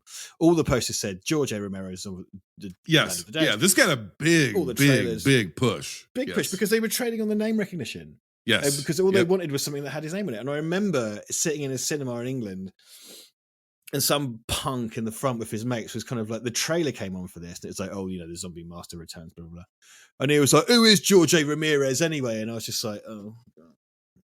Who is George A. Ramirez? Yeah, and I just died inside. It's like, who is George A. Ramirez anyway? I wouldn't mind so much, but it's in writing. You can read. It says, "Oh, Romero." Like, if you're going to be a snarky cunt, learn to read first.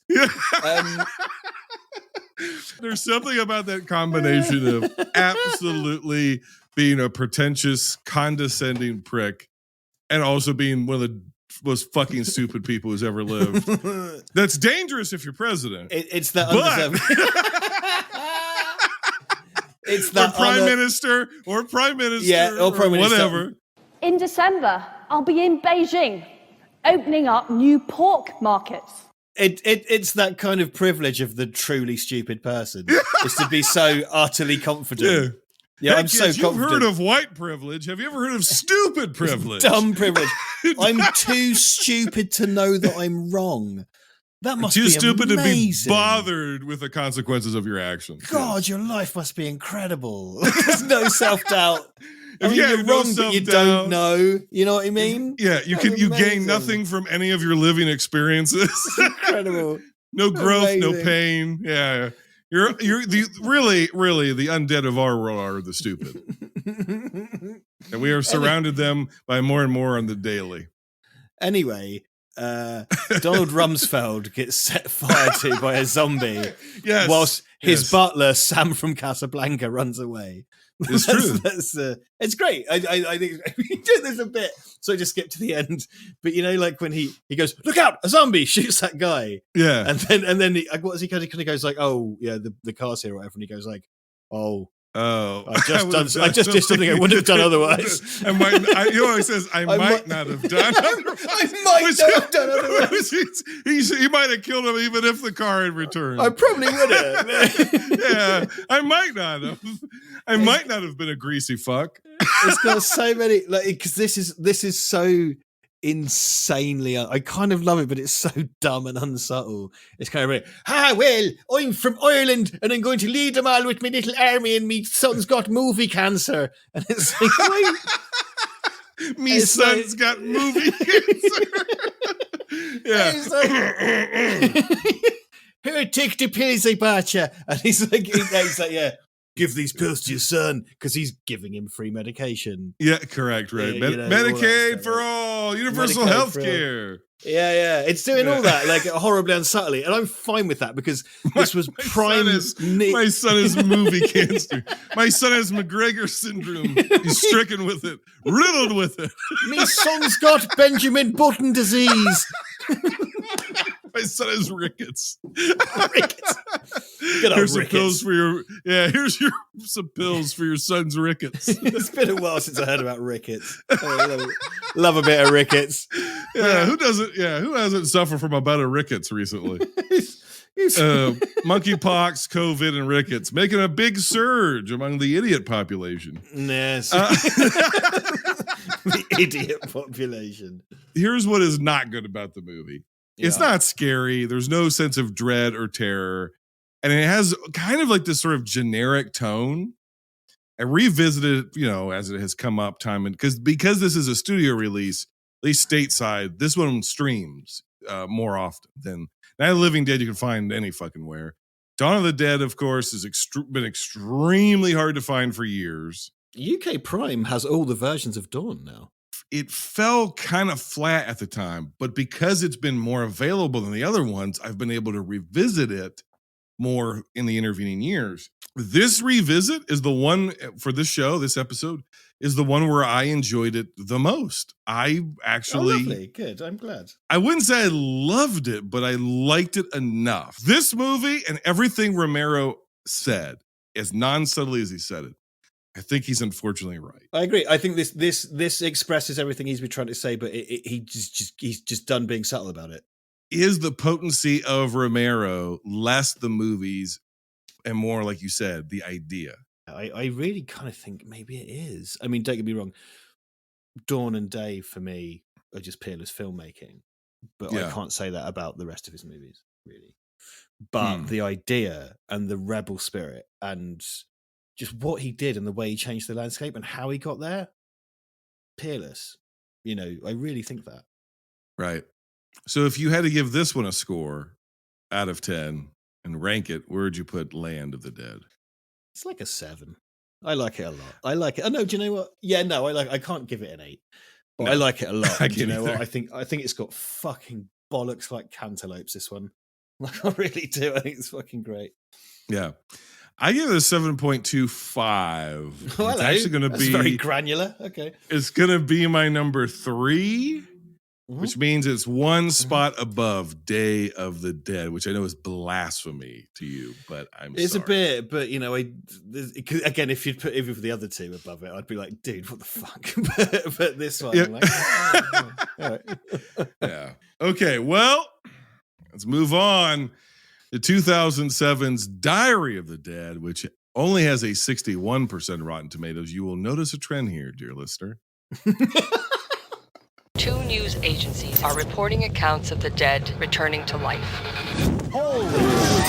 From legendary filmmaker George A. Romero Yeah, there's an army up there. comes his groundbreaking new vision From now on, everyone who dies is going to come back. of the beginning of the end. All that's left is to record what's happening. George A. Romero's Diary of the Dead. I think it's time we left this place. This is a Romero film. It was released September 8th, 2007 at TIFF, which is the Toronto International Film Festival, and February 15th, 2008 in the United States. On a budget of $2 million, it made $5.3 million at the worldwide box office. College film bro films his friends and family die and return as ghouls from beyond the grave because we are all addicted to the media. The idea of this is partially conceived in 1989. I'm hoping you say you have one. If you don't, you need to track one down. 1989, they did a book of short stories that were supposed to be concurrent with Night of the Living Dead. Stephen King wrote one of them or part of it, and it was called The Book of the Dead. Mm. Do you have a copy? I have The Book of the Dead, yeah. There you go. Shockingly. Yes. So this was where the idea started for him. He wanted to make a movie that was happening specifically concurrently with the events of Night of the Living Dead, which makes no fucking sense because one takes place in 1968 and one takes place in 2007. And one has video cameras. I mean, because it's the start of the outbreak. So if you want to put the kind of floating timeline thing, you know, because it's the start of the outbreak is the idea. It's the start of an outbreak. There are two competing ideas here. One I think is interesting, one I think is stupid. The one idea I think is interesting, almost too ahead of its time again, is the idea of making a movie about emerging media or new media, which now, again, this seems redundant. It seems navel-gazing. It seems old hat almost. But the idea of like part of what's floating around in this movie, the soup of this movie is what happens to truth when everybody can have their own truth. Because there's like stuff where it's like, which is ridiculous now when you think about it, because like they have a guy, it's like, you know, when there's 400,000 people online telling you what the truth is, who do you believe? You know, and what it really is it's definitely like a 1960s leftist hippie who smokes a little pot and be like, you can't trust the fucking man. You can't trust the man. And the man's the media. What's weird about this in 2022, 2023, 2024, in the last 4 or 5 years we fucking lived from, is that most of the people who espouse that perspective now, they may be baby boomers, but they're alt-right fucko baby boomers who are like, you can't trust the mainstream media. I do the research myself. The lamestream media. His positions in this movie have been hijacked by the very people Romero was making movies against. Yeah. And I think that hurts. This movie was not good to begin with. I did see this, not in theaters, but I definitely saw this one on video when it came out. It was not good then. It's not good now. And there's something about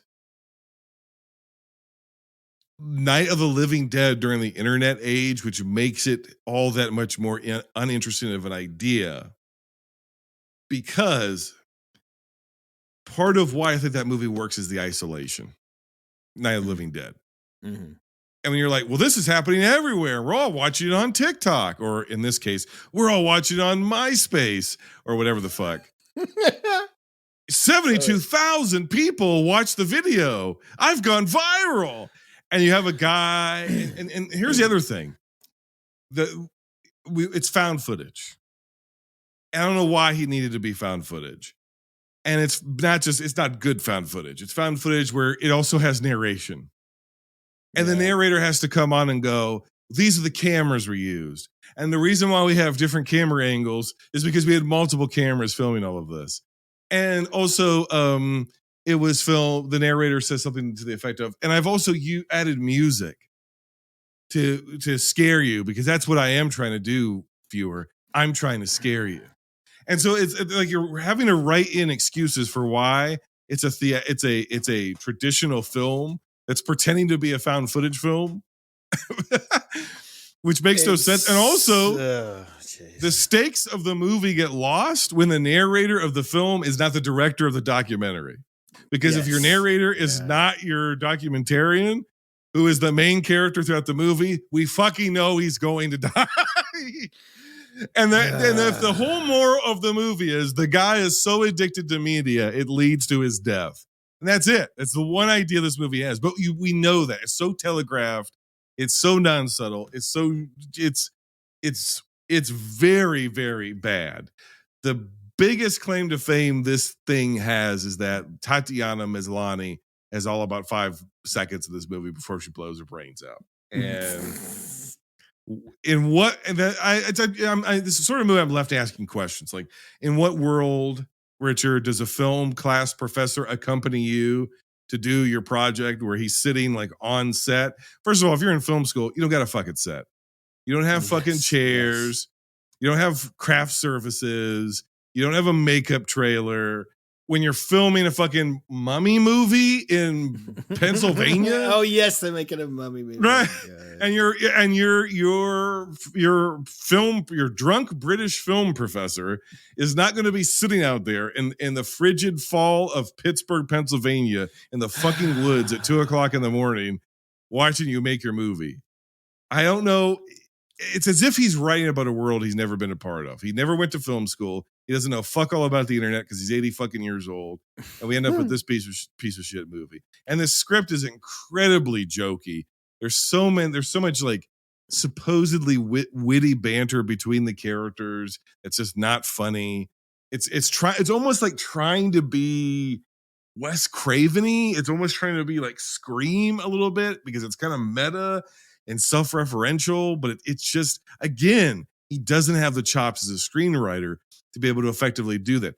If he wanted to make a movie lampooning his own movies, he could have done it, and deconstructing his own movies and our obsession with media, it could be done. Again, it feels old hat in 2022, but it could have been done in 2007.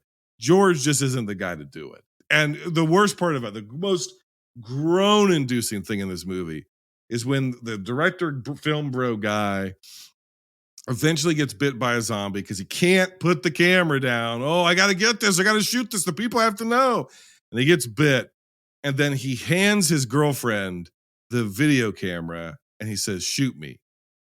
And because he's going to turn into a zombie. And he means shoot me, turn into a zombie. And she then pulls out a gun and just shoots him. Because shooting somebody with a gun is just as violent as of an act as shooting somebody with a camera. It's a 5 out of 10. It's the worst of the week. It's the worst movie in the Dead series. Yes, I will even say, Richard, it's worse than Survival of the Dead. Really? I would not say that. Painful on this revisit. And also, he's like at choosing this point your favorite turds. Yes. What to say, all the practical effects are gone.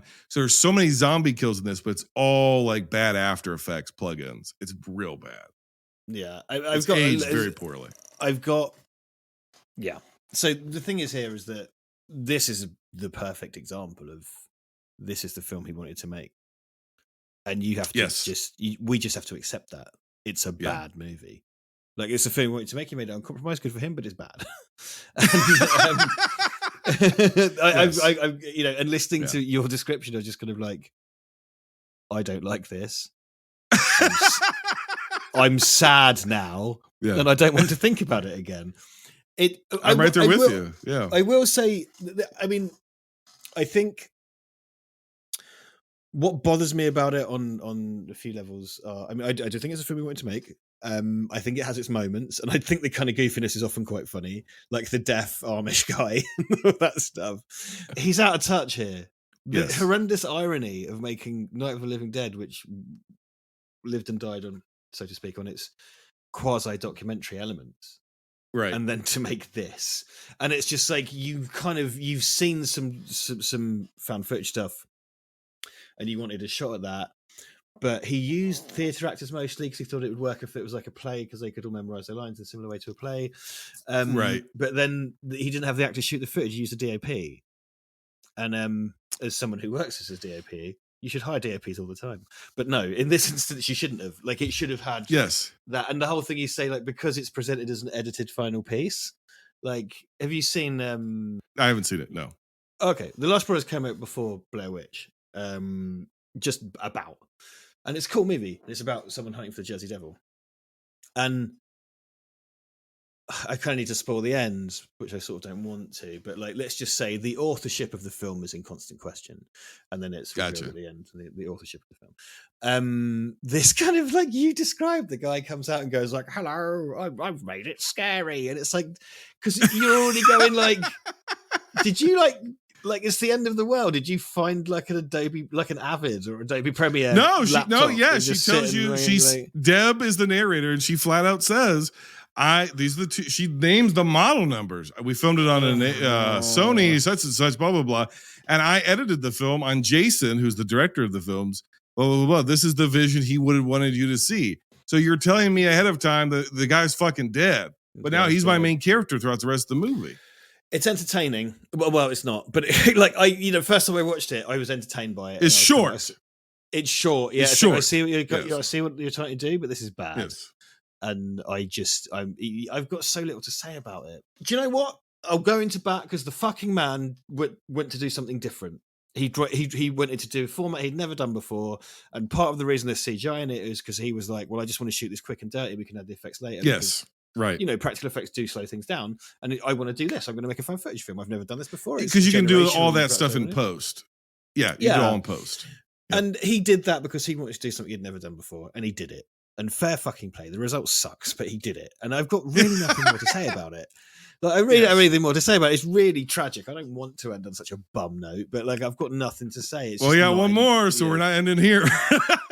If you had to give this one a score out of 10, what would you give it? And where does it rank for you? Diary of the Dead. Well, it's like a 4 probably. And it's like I give it a 5 out of 10. 5 out of 10. Okay. And it's 5 in the 6 movies. Yeah. Yeah, for me. But your survival, which surprised me because I hated Survival of the Dead when I watched it, but I revisited for this episode, of course, and it just slightly beats out Diary of the Dead. I think I just found Diary of the Dead to be I found the characters to be just so much more obnoxious. And then at this point, when we get to Survival, which we're about to get to in like short succession, it's so cartoony. At this point, people are just cartoons. That's true. That is true. And we're going to get to it. You know, one of the interesting things that we talked about, but we kind of skipped over. You said the thing when we were talking about Dawn that he has specifically chosen, and even in Day, to have at least one of the protagonists, if you can call it that, of the films, be a person of color, in particular black men. Mm. What's interesting is we get to Land of the Dead, and you could argue, like you said, that zombies are the protagonists by Land of the Dead, and Big Daddy, of course, is a black man. There are no more black people in his movies. No, that is weird, isn't it? Because it's very weird. They're not really two separate trilogies. Because it's like there's 4 movies. Like Land of the Dead is clearly the cap on those. And then there's these two, and then the army guy, he's like colonel in the first, he's like sergeant in the first one, colonel in the next one, or whatever. Yeah, like Alan Van Sprang. So there's like the guy who robs the college kids in Diary of the Dead is ostensibly the main character of Survival of the Dead. And there's no more people of color. It's very strange. Instead, we get horrible Irish stereotypes. Irish people, more cartoony Irish. My son has a movie cancer. He's got movie cancer. Oh, like because it's like in Day of the Dead. Jarlath Conroy. McDermott. He is Irish, but he's still a comedy Irishman in Day of the Dead. You know, he's like that's what I was going to get at. What is continuing it about the good Romero? fight against dry, rotten rust? Yeah, and he's Cuban. But Romero is a Cuban American. Like I don't know why he fucking loves Irish stereotypes so much. I got to kill the ghost of Flinders. So then we get to 2009's Survival of the Dead, which currently has a 29%. I am bucking the trend in my own common sense by saying this one's slightly better than the other shitty one, but here we are. Last time anyone counted, 53 million people were dying every year, 150,000 every day, 107 every minute. It had become an us versus them world. All we were looking for was a place where there was no them. Lousy times make lousy people. All the wrong people are dying. This island needs to be rid of them. We like it here. We think the best way of seeing this through is here. We don't want no place. We want some place. Like where? Like an island. It's an island off the coast of Delaware. Come on over. It was released September 9th, 2009, just kind of everywhere. I don't even know if this ever actually made it to theaters. I don't think it did. Not in States. I don't. And a budget of $4 million. This fucking thing made $386,000. Fucking hell. And Right, unfortunately, at least he had the decency to die. Yes, it is the last Romero film. He put this out, and at least he had the decency to die afterwards. That's me talking about one of my heroes, by the way. At least he had the decency to die. Two feuding Irish clans fight over how to live among the living dead on an isolated Pittsburgh Island, maybe? I don't know where the fuck this island's supposed to be. It's an island off the coast of Delaware. He just makes up like Irish Town, USA, Little Dublin, and a fucking Dublin. And here's the thing that makes no sense. This is how you know you're talking about a bad movie. There's only two families, the Muldoons and the Flins. They've all got movie cancer. They don't intermingle, they don't intermarry, and they both live on this island, which means both of these families are hopelessly inbred. That's the Irish for you, I guess. Oh, no. Well, that's what... like I said, I'm from a place called East Anglia in England, and it's famous for its inbreeding, so I can say that. It's fine. Okay, all right. From one inbred to a person to another, you can say. Here's the thing. Romero only presents Irish people in his movies as comically Irish, like you said, and comically alcoholics. Yes. And the entire plot, okay, we had Ben and Harry and Night of the Living Dead, and it's two men who, the further the situation goes, the deeper they dig their heels in, and it ultimately leads to their undoing. We've covered this now 1, 2, 3, 4, 5 times. This is the 6th time. And he just boils it all down to it's Hatfield and McCoys and zombies. This Irish guy hates that Irish guy, and they want to kill each other. And that's and then like somehow there's this Coast Guard group or Navy group or whatever, Marines or the Army or whatever the fuck they're supposed to be. They get caught in the middle of it. Yeah. This is a movie which I'm out of touch. They have a guy watching broadcast television on a laptop standing in a field after the world has ended. It doesn't like Muldoon or whatever have like a promotional video that they watch. Yes! It is a promotion. It's an island off the coast of Delaware. He's been exiled from the island, and he's created a business where he's like, oh, the zombies got you down there. Come on over to me island. And it's like, God. You don't even live there. And then, come to find out, every fucking non-Irish person they've sent to this island, the Muldoons have just murdered at the docks and left their bodies to rot. And he's like, oh, I didn't realize this is what they were doing with all those people. What did you think they were doing? Because he can't step foot on the island. This film. How did we get here, Richard? He writes a script about a ferry that takes people to a island where they're just living among the dead, and one of the guy's twin daughters, Jane or Jen or whatever, rides a horse, but she's a zombie. Yeah, and she just rides the horse endlessly around. And the horse never needs to be fed or watered. Well, the horse isn't a zombie. It's a living horse. Like if she was she might as well be going around on a quad bike that never needs refueling. Yes. It's the same way. I remember, so firstly, I don't know if you've ever watched any of our gaming live streams, but my former housemate Ivan that I used to do gaming stuff with, he's Irish. And I watched it with him. He was very not impressed. And to be fair, the baseline amount of being impressed for this film is not very. But it was just correct. Like, correct. Jesus Christ! Like I felt it's like being kicked in the head by a pony. Do you know what I mean? It was just like I everything about this. I was just watching it, just going like, "What the fuck, mate? Like, what the fuck are you doing?" Because here's the thing, you're right. He's telling the stories at this point he wants to tell. He wanted to tell this particularly on that story. budget, on that tiny budget. This is the movie he wanted to make. I get he was getting on and stuff, and I don't want to disrespect him. I did say that he had the decency to die, which is quite disrespectful. Which is really a compliment if you think about it. Well, yeah, if you really you want to reverse engineer that.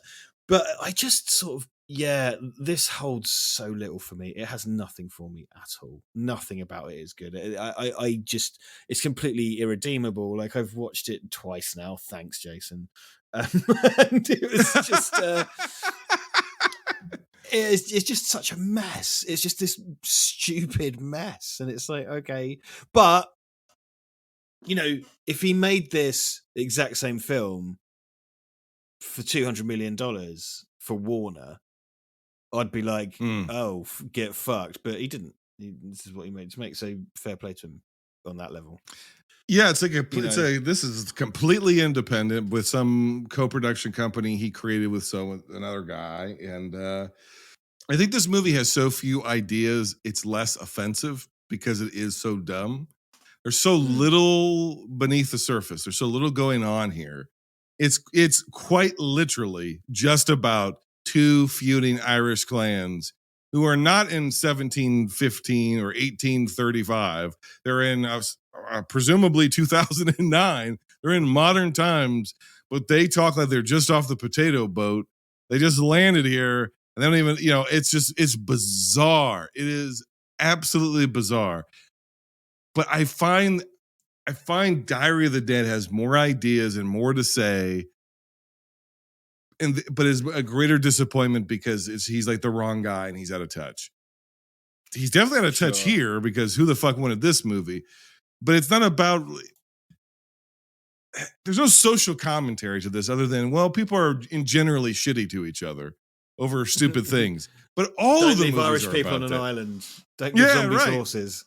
This is a metaphor for zombies having horses. I guess the social commentary here is that the Irish are dirty people. That's it. Well, it is though. It's like, what are you saying? Like, what is right? This? It's like, well, the Irish are dirty. You can't trust an Irishman. Like, you know how dirty, feuding idiots. You know how your grandpa is a really like sweet guy, really nice guy, but he gets a little old and he starts saying stuff that doesn't quite make sense. It's like, wait a minute. Like, he's like, all of a sudden he's just sort of like, I don't know. I've never trusted an Irishman. And you're like, wait, what, Grandpa? What'd you say? It's like, they're dirty people. You're like, wait, you can't say that, Grandpa. It's like, where did that come from? Too late, I just did. Yeah, don't trust the Irish around your wallet or your booze. And you're like, that's what it's like. His last film statement is just basically like, the Irish are dirty, they're illiterate, and they'll steal your booze. Stay away from them. in defense of that, my dad has dementia, and if anything, it's made him less racist. And my dad's so racist he thinks porridge is spicy. So, okay, well, maybe the opposite effect. They mellow out with it. But I do think that we should perhaps link this film to the concept of senility. It is what it because I would take your point, because what Diary of the Dead is, like, Diary of the Dead is kind of embarrassing because it's going to take on an issue and it fails. Yes. Whereas this, I get your point in that it's just like, do you know what? This is so dumb. If I just cut loose, fuck it, who cares? If I just enjoy this, if I just watch this, then it's just like a Western, but it's with Irishmen on an island during the zombie apocalypse. But the zombie apocalypse part's over. They're trying to get a zombie to eat a pig. There's like a 15-minute scene where they're like, that zombie's been in that stall with that pig for 3 days. And then he's just like, well, kill the zombie, then let us eat the pig. And I'm like, do you really want to eat a pig that's been in a confined space with a rotting corpse for a week? I don't. Yeah. Because something fell off that zombie and that pig ate it. And now you're going to eat that pig. And how do you know you're not going to be zombified? And then it's fucking stupid. It doesn't make any sense. It's about feuding families. Really it's junk. Stupid. That's the kind of. But then, because this is the thing. It's so hard to marry this up because Dawn of the Dead is really cartoony, as I said. Yes, Dawn of the Dead's quite cartoony. Land of the Dead's quite cartoony, and it's kind of, this is very cartoony. But it's like, yeah, but no. But those were cartoon in a good way. This is not. This is no, it really isn't. And then, like, again, what little social commentary there is so obvious in the nose. The final shot of the movie is the two feuding patriarchs who are now zombies, barely able to hold guns, still trying to shoot each other. They're going to feud forever. So, did you know about Road of the Dead? No. It's there's a movie called Road of the Dead. Well, it's what George Romero was going to do next, supposedly, and his son was supposed to be kind of seeing it through. And I feel like it's one of these things that perhaps COVID fucked it, but nothing's been heard of it for a while. Yeah, but it was called Road of the Dead, and it was basically like NASCAR with zombies. And it's like, Jesus, did you Christ. have something prescient to say about NASCAR? NASCAR with zombies? Well, yeah, it seemed to be the idea. Like they had zombies driving kind of cars like Death Race 2000 style or something. And it's like, did you really did Romero really want to stick it to NASCAR? Was that the okay? Again, I don't want to mock anybody. We're all going to get it to a certain age, but you remember when Stan Lee was just being wheeled around to conventions by his unscrupulous manager? He didn't know where he was, and they were like forcing him to sign. They were like grabbing him by the hand, and he was writing autographs and stuff. That's what it feels like. It feels like at this point in his career, somebody's going, "Okay, George, what's the next idea?" Because they're just thinking there's got to be one more spark of genius in there, and he's like, zombie race cars. Oh yeah, zombie race cars. Smoking race cigarettes cars with his. Yeah. What if the zombies are cowboys? They're like, yeah, that's gold, George. Gold. Irish cowboys. It's like, fucking bless him. I don't want to mock the old bugger, and he's one of my like genuine inspirations and heroes. But this is just so mad. I've got so much to say about it. It's just mad. It's just like fucking hell. It does feel. You know what? It's a cinematic equivalent of forging your dad's signature for a will. You know Bingo. what I mean? Like it's like okay. So who got power of attorney over him to make this film happen? Like, exactly. Yeah, this is highly right. And this could have been directed by anybody. It could have been. I mean, honestly, I've seen shows out of Canada, like low budget TV shows in Canada that make it to like off network U.S. stations 4 years later look better than this. Yet somehow, remarkably, I find it less obnoxious and less stupid as it was, or less offensively stupid as Diary of the Dead. So I'm only giving it a quarter of a point more. So it's a 5.25 out of 10. It's my number 5 for the week. Yikes. It's very boring too, though. I should put that out there. It's very boring. Yeah, it's not. This is the thing, isn't it? There's the argument on one hand that you can sort of entertain. You like, oh well, it's entertaining for me because it's stupid, but it's actually just quite dull. It's takes very forever dull to fucking get going. Like it's not fun. It's not like The Room or Birdemic or something. No. So what would you give it out of 10? 6, obviously. Yeah. It's the last one. I don't know, like 3. It doesn't matter.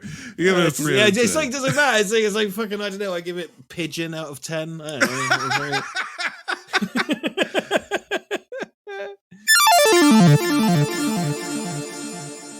All right, well, it's time for our recap. I know you're not going to remember any of your numbers, but that's fine. Coming in dead last for me is Diary of the Dead, which is a 5 out of 10. Coming in at number 5 is Survival of the Dead, which I give a 5.25 out of 10. Coming in at number 4, Day of the Dead. I'm sorry, 7 out of 10. Coming in number 3, Land of the Dead, 7.25, only slightly better. Coming in number 2 is Dawn of the Dead, shocking even to myself, 9 out of 10. And number 1, what I believe to be a stone cold classic and arguably the beginning of modern horror as we know it, Night of the Living Dead. You have a 10 out of 10. And I don't do that very often, but I do think it is, for what it is perfect. How did I rank these? Yeah, so obviously we just came off of bloody Survival, then Diary, then Land. It sort of works backwards quite easily. Then Night, then Dawn, then Day. But like I said, Dawn and Day jockey for position for me. I just think they're so good. So that's Dawn and Day. You said were equal 10s, and then Night of the Living Dead. You think it's about a 9 is what you. It's like a 9. Yeah, that really follows behind. I have a video called Nights of the Living Dead, Night 1990, which is my rallying defense of the Tom Savini remake of Night of the Living Dead, which I really genuinely love, and I think it fits in as the kind of stepchild of these movies. I think it's a really brilliant film. And I spent loads of time with my pal Duncan recreating scenes from Night of the Living Dead in a real graveyard in black and white to make it. So, all right, well that means being added to the guest list is Day, as I tape it in, Day of the Dead. Film Twitter erupted in controversy over the results of Beach Brawl. Outside interference resulted in the first ever LMS disqualification. Now, the Lady won, and the reigning defending world's LMS champion, D.W. Lundberg, will settle their heated rivalry in a digital steel cage match. The challenger, the Lady One, will have to decide between The Shawshank Redemption or films on this season's shortlist, which includes Shrek, The Fly, Silent Hill, Looper, and Night of the Living Dead. On the other side, the champion, D.W. Lundberg, will have to decide between defending Casablanca for an unprecedented third time or move on to films selected by our guest, which includes Shrek 2, Videodrome, Lara Croft Tomb Raider, Looper, and Day of the Dead. Make sure you're subscribed right here to Binge Movies so that next week you can hear all the exciting action of last movie standing, Fallout.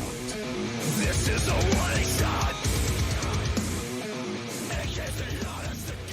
I hope this isn't another pump and dump. I hope you will come back. Dudes, invite me back. Send me an email. I'll come back whenever you want. I'm a slut.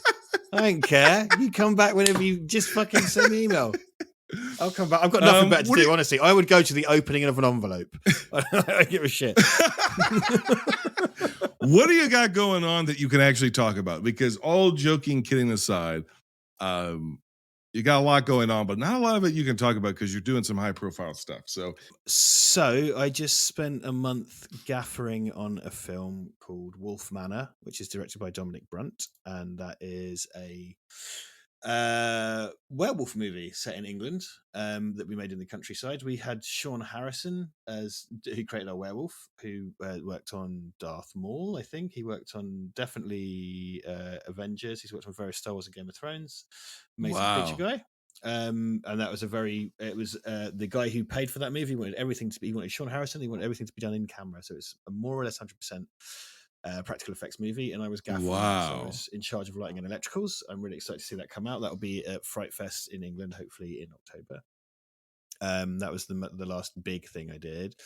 Wow. I'm developing some feature stuff with somebody else. My short Type G Bleed, which you may have heard of, is now finished, and we're entering that into all the festivals. And if you go to typegbleed.com, you can learn more, because I'm quite excited. I'm very excited about Type G Bleed. It's a thing we made for $2,000 because it was paid for by a guy called Bill Bossert, in the States, and he bankrolled the whole thing, and he gave us $2,000 to make. And I think it looks more expensive than that when you watch it. I think it is. I think it looks more expensive than $2,000.